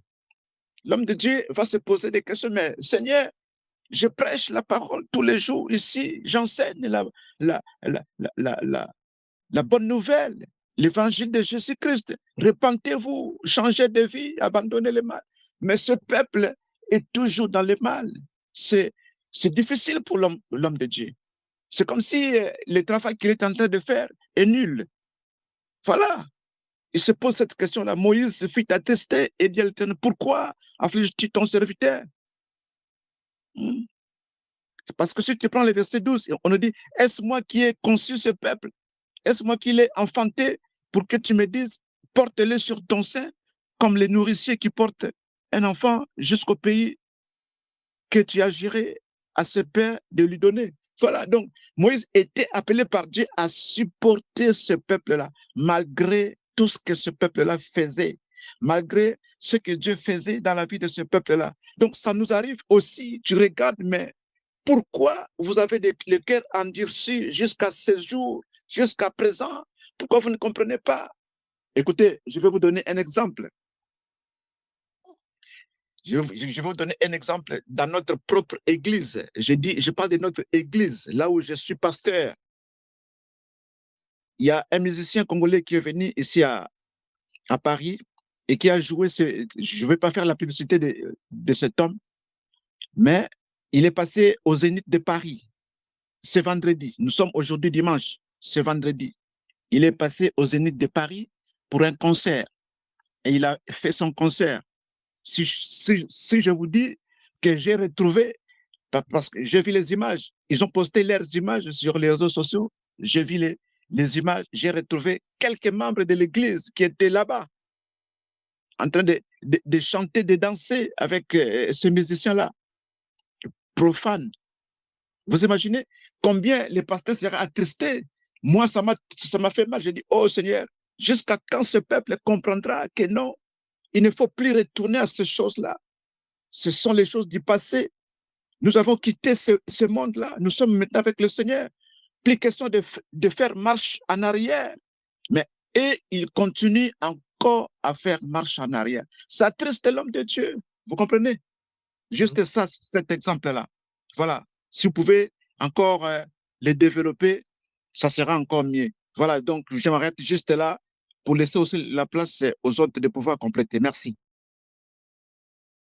Une contribution quelconque sur la plateforme?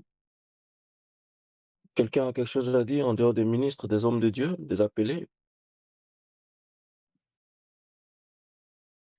Pasteur Soré? Oui. Ce qu'on voudrait juste ajouter, c'est que dans le passage que tu as souligné tout à l'heure, le peuple étant fatigué, Dieu même a souligné que les enfants d'Israël, c'était un peu vraiment très, très têtu. Qui, Moïse c'est pourquoi Dieu qualifiait Moïse de l'homme le plus patient au monde, l'homme le plus patient. Hein, sur le compte du fait que Moïse a supporté, celui qui supporte vraiment le peuple d'Israël, il était vraiment patient, il était vraiment patient. Et Moïse, arrivé à ce moment, il en avait marre, il était vraiment fatigué de, de, de supporter ce peuple-là. Comment des gens que Dieu vous a quittés en Égypte, maintenant arrivés au désert, hein, pendant vos pèlerinages, n'est-ce pas, Dieu suscite de la manne du ciel qui tombe. Chaque jour, il faut manger. Cela ne doit pas se dormir, sinon ça pourrit. Et chaque matin, c'est une nourriture que l'Éternel Dieu renouvelait. Maintenant, arrivé à ce moment, et les gens, c'est comme, c'est à l'image un peu des chrétiens qui arrivaient à l'église à un certain moment, lorsqu'ils patientent un peu, hein, selon la demande, selon ils patientent que Dieu les bénisse. Donc, lorsqu'ils ne voient pas cette bénédiction, ils commencent à penser, hein, à réfléchir encore ce qu'ils mangeaient, ce qu'ils recevaient, les avantages qu'ils avaient dans le monde passé, dans le monde. Or, pourtant, ils ne sont plus dans le monde, ils sont à l'église. Ils sont vraiment des chrétiens. C'est cette image. Donc, oui, il se rappelle de la viande, des poissons qu'ils mangeaient en Égypte. Il s'est fâché contre Moïse parce que la manne, ils sont fatigués de voir, ils sont fatigués de manger, ils veulent aussi de la viande. C'est une réclamation. Donc, Dieu donnant c'est pourquoi, en fait, à l'église, que Dieu nous donne vraiment les cœurs, parce que des chrétiens, il y a des chrétiens, parce qu'il y a tout genre, comme dans l'âge de Noé, il y avait tout genre d'espèces, hein, tout genre d'animaux. C'est ainsi à l'église, il y a toute catégorie de personnes, tout comportement que l'homme on aura à supporter. Ça, c'est dans le cadre du ministère. Qu'on le veuille ou non, il y a tous des gens coloreux, il y a des gens compliqués. Donc, vraiment, Dieu donne la sagesse, hein, aux hommes de Dieu, que Dieu nous demande la sagesse de pouvoir supporter ces personnes et de pouvoir prier pour eux. Parce qu'en fait, si tu es facile contre ton serviteur, tu déclares contre ton fidèle, tu demandes à Dieu de le tuer. Non, tu ne peux pas le faire. Tu demandes à Dieu de les changer. On me souvient d'un pasteur euh, qui avait pour habitude, n'est-ce pas, de renouveler les fidèles. Jean, quand il passe sur la chair, quand il est fâché, il va parler mal. Il parle mal. Du coup, si le fidèle en a marre d'entendre ça, voilà, il change d'église. Et le pasteur a pour habitude, n'est-ce pas, de changer de fidèles à tout moment, d'avoir de nouveaux membres, puisque les anciens s'en vont. Il leur parle mal. Donc, c'est pourquoi Dieu nous donne vraiment cette sagesse-là, hein, de patienter, d'être patient avec avec ses frères et ses sœurs que nous encadrons.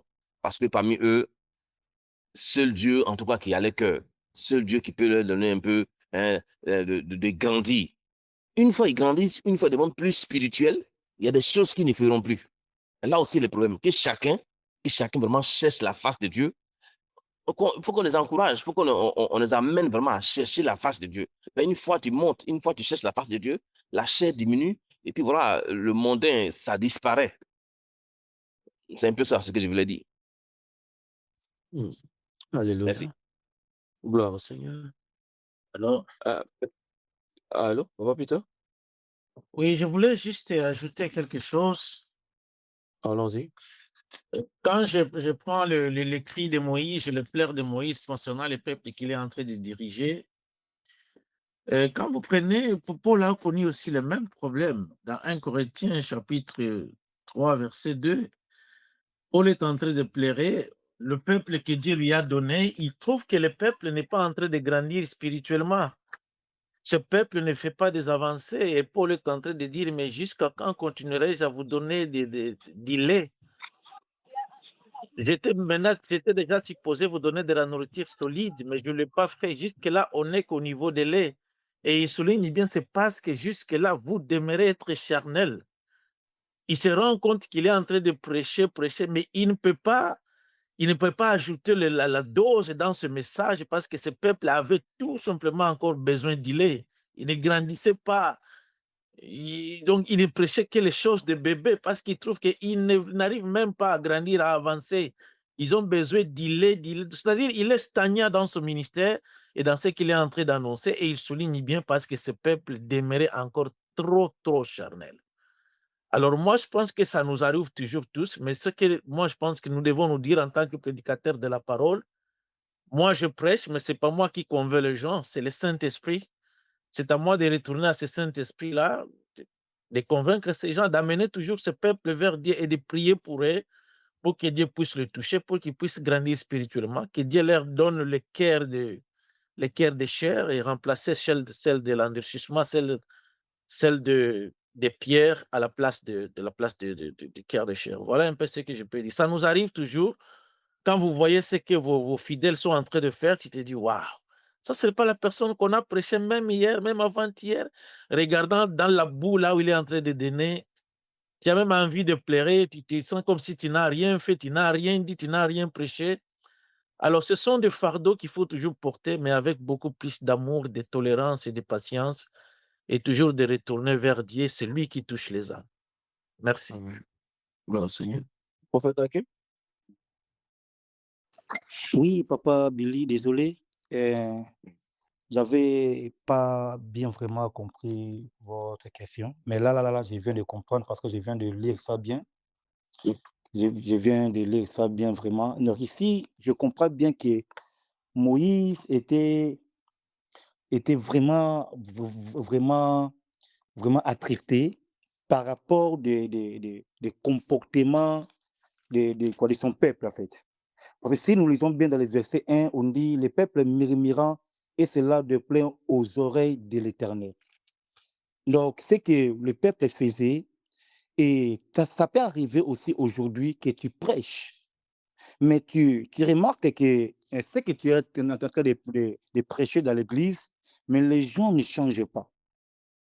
Leur vie spirituelle, en fait, ça ne monte pas.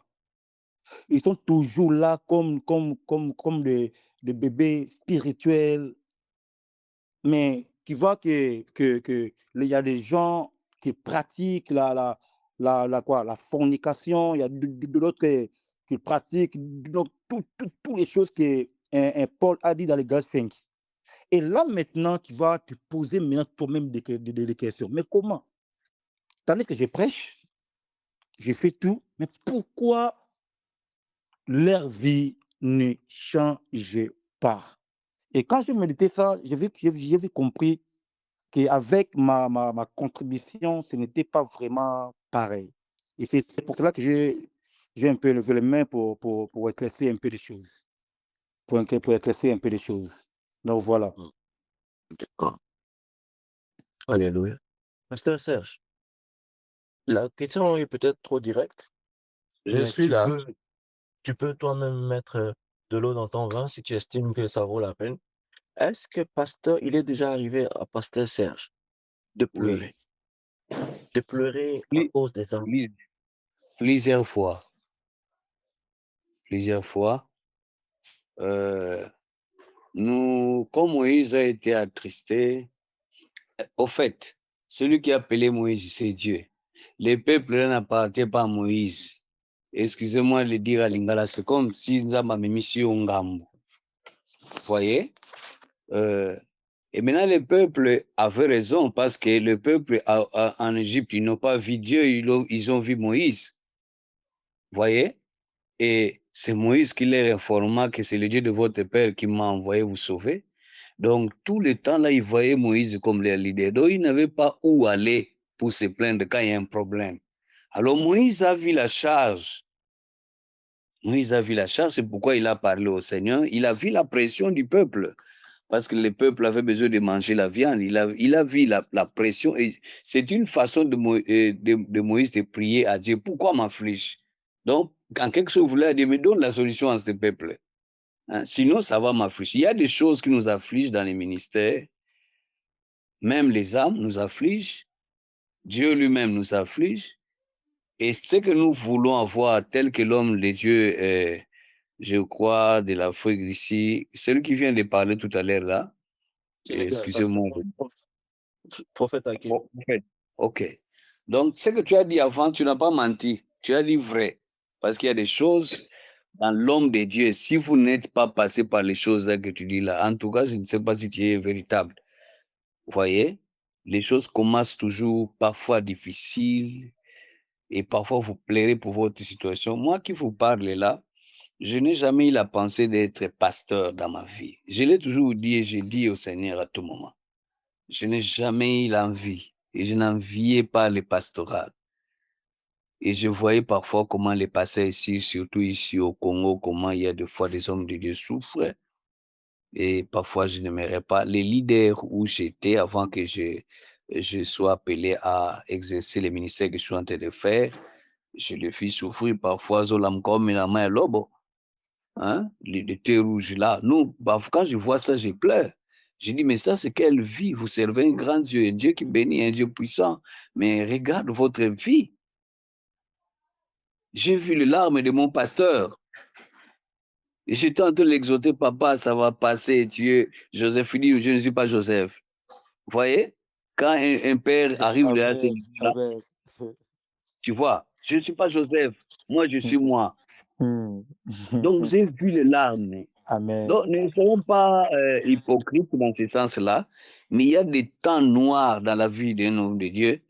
Et là où nous passons des temps de tristesse, tu sais, j'ai fait la comptabilité. J'ai pensé travailler dans une entreprise parce qu'à l'époque, il y avait comme celle, j'ai fait mon stage, j'ai effectué mon stage là-bas. Je voyais déjà travailler dans une banque et gagner ma vie et être c'est ma frère dans l'église. Et ça m'a valait bien que d'être ce que je suis aujourd'hui. Quoique, à l'avenir, il y a de grandes choses qui nous attendent. Mais quand tu vois physiquement comme ça, vous sentez, il y a beaucoup de choses qui attristent. À l'église, il y a aussi des départs sans raison. Il y a des gens, parfois, il est avec vous, vous priez pour lui, il voit la main de Dieu, mais le jour il va vous tourner le dos. Je vous dis que les brebis sont très méchantes. Hein? Donc, quand il vous tourne le dos et vous entendez parler qu'il parle de mal de l'église et même de vous, les pasteurs, vous n'allez pas vous rendre compte. Donc, ça attriste d'une manière ou d'une autre. Ça attriste, mais quoi que cela, on a été déjà appelé. Et Dieu, ce que j'aime en lui, quand bien même vous êtes attristé, mais il y a un moment où il va vous aider à vous en sortir de là. Donc, ça nous est arrivé de pleurer aussi. Et je vous dis par exemple, ma femme venait d'être malade, non? Vous savez que les lundis passés ici, les lundis là, je me suis réveillé, j'étais seul au lit, ma femme n'était pas là, mais je vous dis, j'ai prié en pleurant. En pleurant, Seigneur, tu m'attristes, c'est pas comme ça que tu m'as dit. Ma femme, j'ai l'habitude de dormir avec elle, elle n'est pas l'unique amie. C'est ma femme, maintenant là. Et elle n'est pas avec moi. J'ai pleuré, je vous dis, en priant. Et j'étais très attristé à cause de cette circonstance-là. Et gloire à Dieu, et il a remonté, il a aidé maman aujourd'hui, elle est avec moi à la maison, quoique convalescente, et je me sens consolé. Vous voyez, la tristesse de Dieu, c'est possible, même sur le point ministériel, la tristesse sera toujours là. Même vous, si vous voyez tous les dents dehors en train de sourire, mais si vous demandez, il y a des choses qui nous attristent, des collègues pasteurs qui nous attristent. Il y en a. Merci beaucoup. Donc, nous devons savoir que ça existe. Ça fait partie de notre marche de tous les jours, la tristesse. Ça va se manifester dans notre vie des ministères. Peut-être que vous êtes second. Hein? Quand quelqu'un est second dans une église, parfois il ne sent pas le poids que le titulaire est en train de voir. Mm. Vous voyez? Donc, même si vous n'êtes pas là, vous êtes second, même si vous n'êtes pas là, vous savez que le père est là, le pasteur est là. Mais être à la tête, mon frère, je vous dis, comme Moïse, là, ces pleins-là, ce n'est pas facile. Tout celui qui conduit le troupeau du Seigneur finit par parfois se demander pourquoi. Il y a des choses que Dieu nous cache. Hein? Vous avez vu avec qui Samuel, non? Quand il est allé chez David. Hein? Élisée. Donc, il y a des choses que Dieu, avec la femme Tsunami, il y a des choses que Dieu nous cache. Hein? Il ne nous dit pas. Donc c'est ce qui montre qu'il est supérieur, il est au-dessus de tout. Alors nous, ne connaissant pas certaines vérités, ça nous attriste. Mais ici, quand nous lisons Moïse, Moïse ne savait pas que Dieu était capable de faire pleuvoir la manne, hein, quelque chose qui va étonner ses peuples.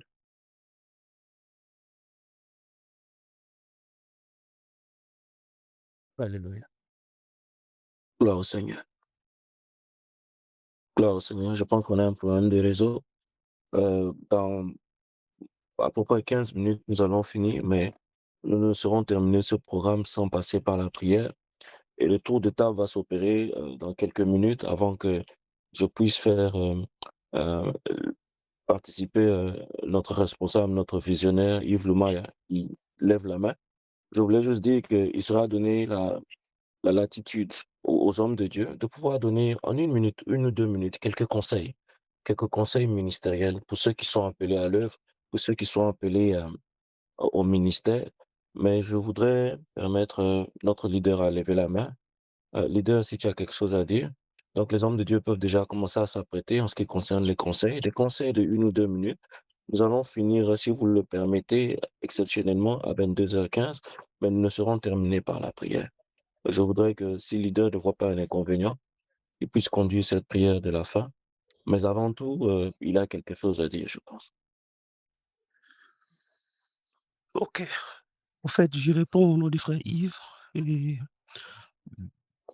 merci beaucoup Papa Billy pour la parole et pour la soirée de ce soir.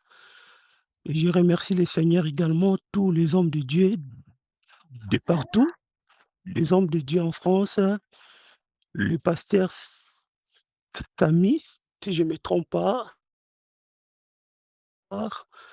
Akin, le pasteur Serge, merci beaucoup. Également au prophète Hakim au Sénégal. Vraiment, je vous ai écouté. Malheureusement, je suis au boulot. En tout cas, je serai très bref. J'ai travaillé ce soir, mais je pense que tout ce que vous avez dit d'ensemble, c'est très édifiant, très intéressant. En tout cas, que le Seigneur vous bénisse. Il y a des choses même que je devrais contribuer. Vous l'avez déjà dit à l'avance. Bon, je vais juste répondre peut-être à la dernière question qui a été posée. Au fait, j'ai entendu, vous étiez en train de dire que si, par exemple, vous prêchez la parole dans une église, alors que les fidèles ne changent pas, ils continuent toujours à avoir la même vie. Je ne sais pas si la question a été vraiment posée à ce sens-là, mais c'est ce que j'ai entendu. Maintenant, je réponds euh, dans ce sens. Pourquoi, pourquoi est-ce que nous prêchons des fois la parole, mais des fois les fidèles, ils sont incrédules, ils ne changent pas. Je crois qu'il y a un homme de Dieu qui avait répondu, il avait dit, il avait bien répondu, il a dit, nous n'avons pas la responsabilité de changer les gens.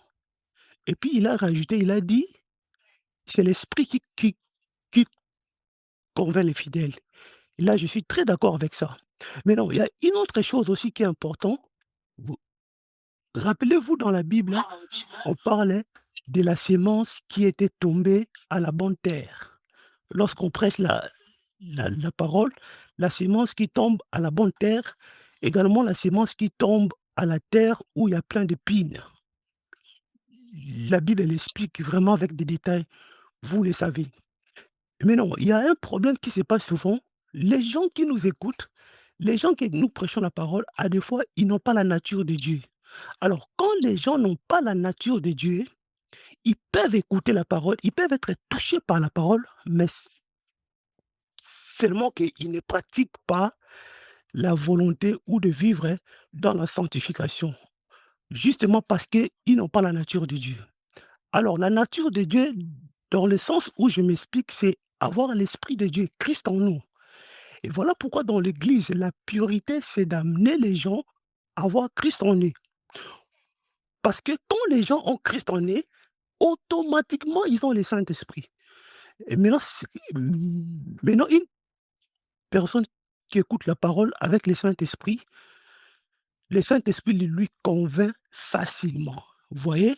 Donc, je pense que ça peut aussi être une des raisons qui fait en sorte que nous prêchons des fois la parole, il y a des gens qui sont un peu difficiles de pouvoir changer. Mais de toutes les façons, c'est l'esprit qui convainc, c'est l'esprit qui touche. Et même si la personne n'a pas la nature de Dieu, mais c'est le Saint-Esprit qui touche. Mais nous devons veiller vraiment à amener les gens à pouvoir faire des prières d'acceptation de Jésus-Christ. Parce qu'il y a des gens aujourd'hui qui s'improvisent des chrétiens. Il y a beaucoup de gens qui servent Dieu. Et par exemple, nous, ici en Europe, il y a beaucoup de gens qui s'improvisent des chrétiens. C'est juste, c'est parce qu'il sait parler français, on lui met des modérés. Oui, c'est parce qu'il est courageux, bien sûr. Mais en réalité, la personne n'a pas connu la personne de Christ de manière personnelle, tu vois un peu. Et c'est ce qui fait que nous avons de faux chrétiens. Voilà pourquoi c'est bien. Et même quand on met les gens pour servir Dieu, on doit s'assurer que des gens là sont des chrétiens qui ont accepté le Seigneur. Et ce sont des erreurs en tant que des serviteurs que nous faisions. On met des gens juste par les talents, c'est parce qu'il a de la compétence, c'est parce qu'il est le petit frère du pasteur. Vous voyez? Et maintenant, on se retrouve que les gens, ils sont là en train de servir Dieu seulement par les talents, mais ils n'ont pas la conscience au fait de Christ. Ils n'ont pas reçu Christ en eux. Et ces gens-là ne peuvent pas vivre dans la crainte de Dieu. Et même s'ils écoutent la parole, c'est parce qu'en eux, ils n'ont pas la nature de Dieu. Je crois que c'était ça ma contribution. Alors pour terminer, heu, ce que je peux dire à tous les hommes de Dieu que nous sommes, en fait, le ministère a trop de pression. Le ministère a été toujours difficile et surtout dans les temps actuels que nous sommes, le ministère est très, très, très difficile. Nous avons des familles biologiques à côté, nous avons le travail à faire, le travail de Dieu. Tu vois un peu là, je me retrouve au boulot. Ça ne me plaît pas, mais le devoir de parent, en tant qu'un homme, je dois travailler. Mais je crois que au-delà de tout, la priorité, c'est le ministère. Nous devons se sacrifier. Alors, pour bien faire le ministère dans ces temps actuels que nous sommes, où on appelle ça les temps de l'apostasie, où les choses sont très dures, il faut beaucoup plus de la discipline. C'est-à-dire que la discipline en termes d'organiser ta vie, organiser la vie des familles, la vie du ministère. C'est-à-dire qu'il faut être organisé. Parce que si vous n'êtes pas organisé, vous avez déjà la pression du ministère, la pression de la famille, et vous allez encore se faire encore plus de pression par rapport à ce que le monde nous présente, par rapport à ce que la vie nous présente.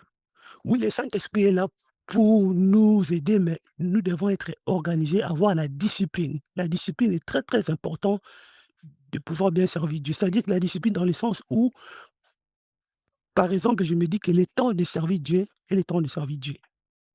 Le temps de m'occuper de ma famille est le temps de m'occuper de ma famille. Et des choses que je trouve qui ne sont pas importantes, inutiles, il faut les mettre à côté. Également aussi, et la gérance du temps.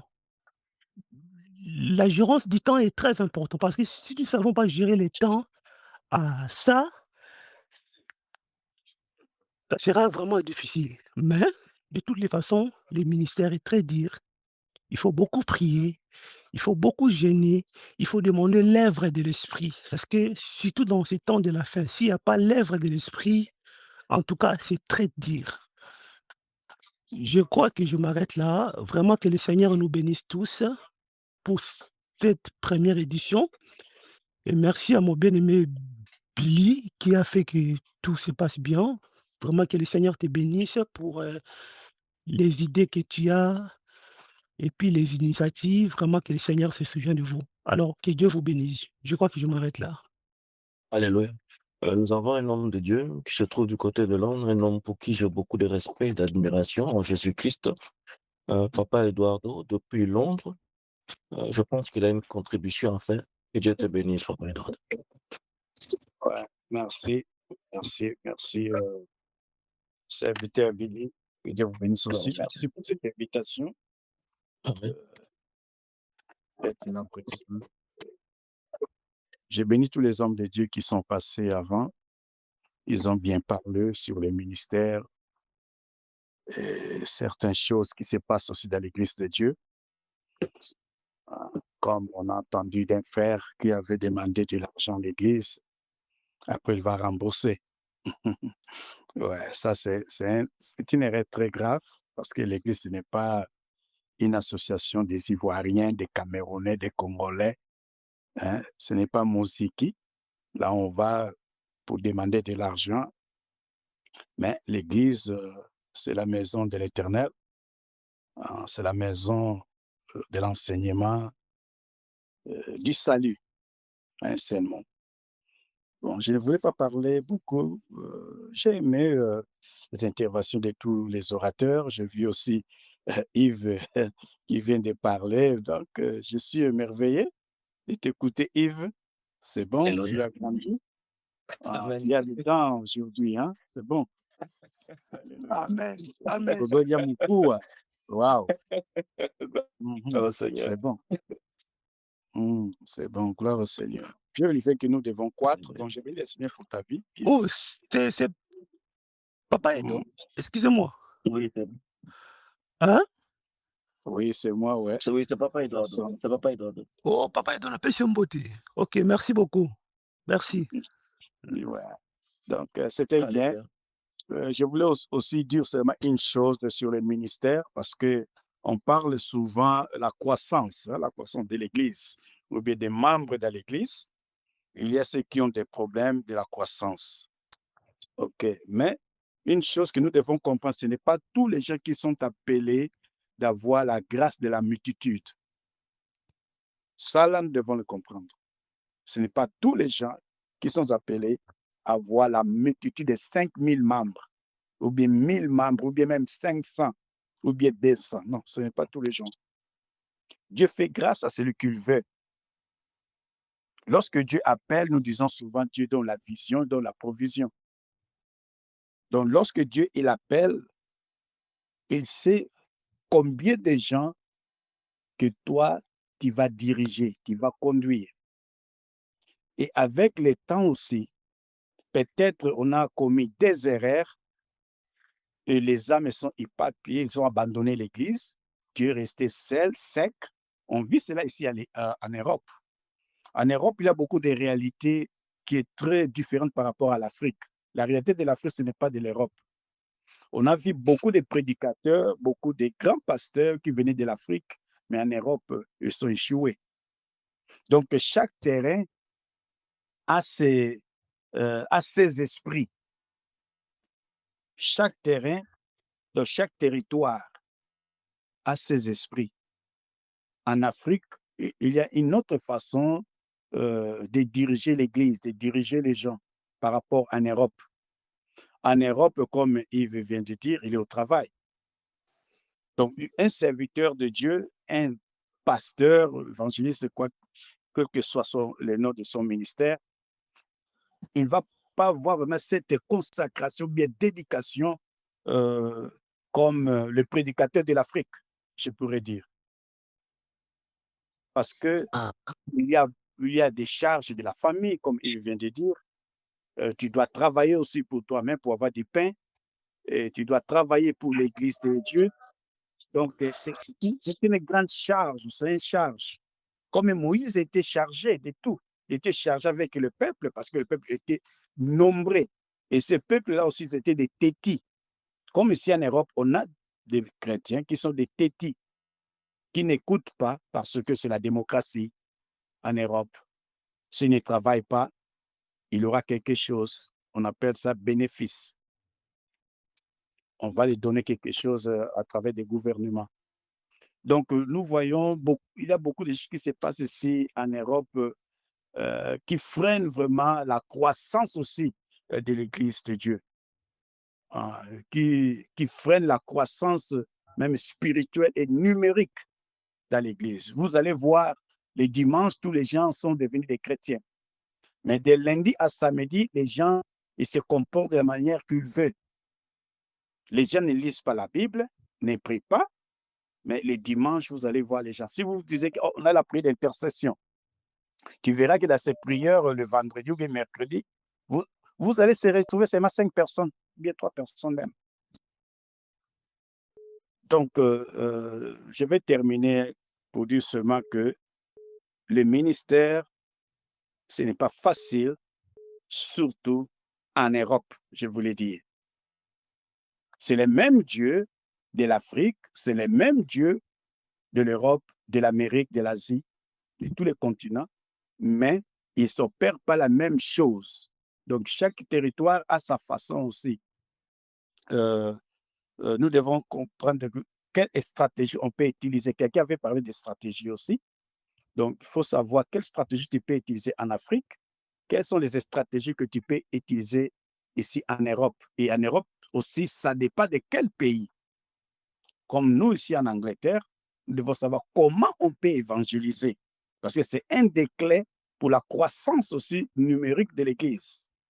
Mais souvent, qu'est-ce que nous voyons ici en Europe, surtout ici en Angleterre? On n'évangélise pas, mais on fait la désévangélisation. Moi, j'appelle ça comme ça. La désévangélisation, c'est-à-dire que les gens n'évangélisent pas. Les gens appellent les autres qui sont déjà dans une autre église. C'est comme quelqu'un qui pêche dans un aquarium d'autrui. Venez chez nous. Si tu viens chez nous, on te donnera ceci, le pasteur fera ceci pour toi. Donc, on fait déjà des publicités des pasteurs de l'église pour attirer les membres, pour retirer les membres qui appartiennent dans une autre église. On ne veut pas évangéliser. On veut seulement prier, prier, prier. On prie, c'est bon, mais nous devons sortir pour aller évangéliser, pour gagner les âmes.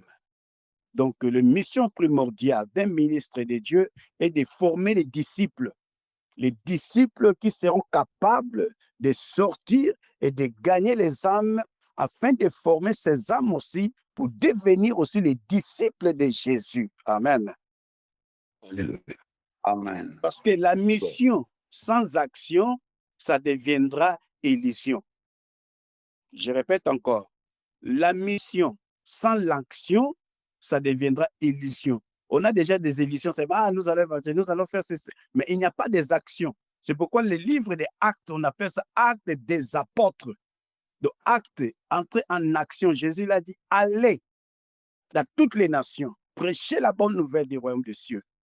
Donc, c'est ça qui est la mission primordiale d'une église ou d'un ministère ou d'un homme de Dieu. Mais malheureusement, chacun veut faire selon son propre modèle. Mais Dieu, il donne le modèle à un ministre. Le modèle que tu dois travailler. Comment tu dois travailler? Moi, j'ai cette expérience par la grâce du Seigneur. Il y a certains qui me connaissent. Ce que je suis par la grâce du Seigneur, ce que j'ai fait.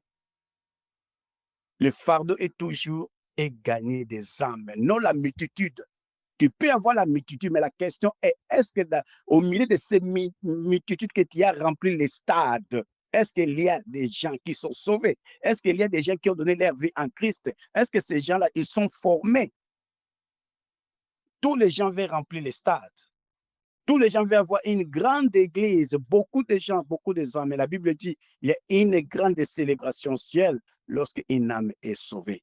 Donc, bien-aimés, évangélisons-nous. Prions, évangélisez. Allons dans les champs de bataille. Allons pour arracher les âmes que le diable a volées, que le diable a tabassées. C'est pourquoi on parle des paraboles de bons samaritains. La Bible dit quoi? Les bons samaritains, ils passaient.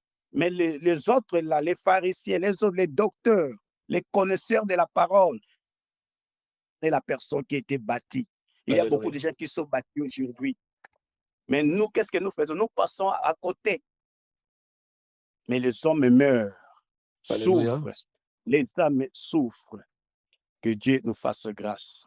Amen. Alléluia. Gloire au Seigneur. En tout cas, les contributions étaient bonnes. Malheureusement, l'atelier est censé tirer à sa fin. Je vois qu'il y a la main du pasteur, c'est vrai, qui a été levée, mais je ne saurais pas l'interroger tout simplement compte tenu du temps. En tout cas, Papa Eduardo, merci. Papa Samy, merci. Leader à toi, je te dis un grand merci pour l'autorisation que tu m'as accordée. Merci à toi, pasteur Serge. Merci à toi, prophète Hakim. Merci à papa Peter. Merci à tous ceux qui étaient là ce soir, qui ont répondu bonnement présent et ceux qui sont partis indépendamment de leur volonté. Nous sommes arrivés à la fin de notre programme. Dieu nous faisant grâce, nous aurons un autre atelier. Nous verrons comment le Saint-Esprit va nous guider. Mais sachez une chose, vous serez toujours les bienvenus. Par rapport à l'expérience que vous avez, l'avance que vous avez, la communion avec le Saint-Esprit que vous avez, ça peut nous servir et ça va nous servir. Je bénis le Seigneur. Je voudrais qu'ensemble, à l'unisson, nous puissions élever la voix et remercier le Seigneur. Que nous puissions remercier le Seigneur. Et après, je vais laisser le pasteur Serge fermer cet atelier pour aujourd'hui. Élevons la voix, ne fût-ce qu'une minute, ne fût-ce que pour une minute, ne fût-ce que pour une minute. En tout cas, je suis désolé si je ne peux pas prendre plus. C'est tout simplement compte tenu du temps. Nous devons respecter le temps et nous sommes sortis du contexte depuis 3 minutes. Élevons la voix juste pour une minute avant que l'homme de Dieu ne puisse conclure. Amen. Nous te bénissons, Éternel. Éternel, nous C'est élevons lui. ton nom, mesdames,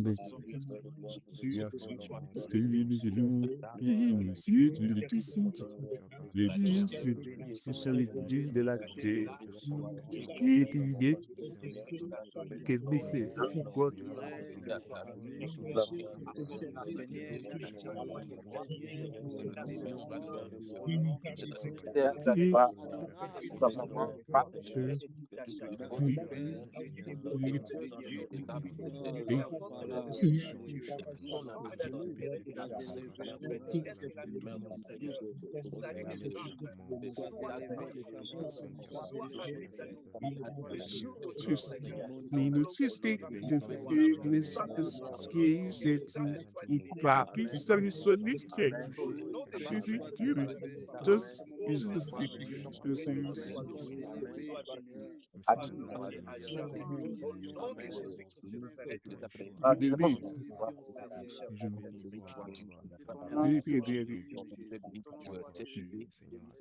Amen. Et voilà. Au nom de Jésus-Christ. Alléluia. Gloire au Seigneur. Dieu notre Père, nous bénissons ton nom pour tout ce que tu nous as été cette nuit, Seigneur. Nous rendons grâce à toi pour les hommes de Dieu. Nous rendons grâce à toi pour tout celui qui a participé à ces moments de prière. Merci, Seigneur, pour tout ce que tu as accompli avec chez nous, Seigneur. Merci pour ce que tu as accompli dans notre vie. Père, placez chacun de nous. L'apôtre Paul déclare, je prie tout par celui qui me fortifie.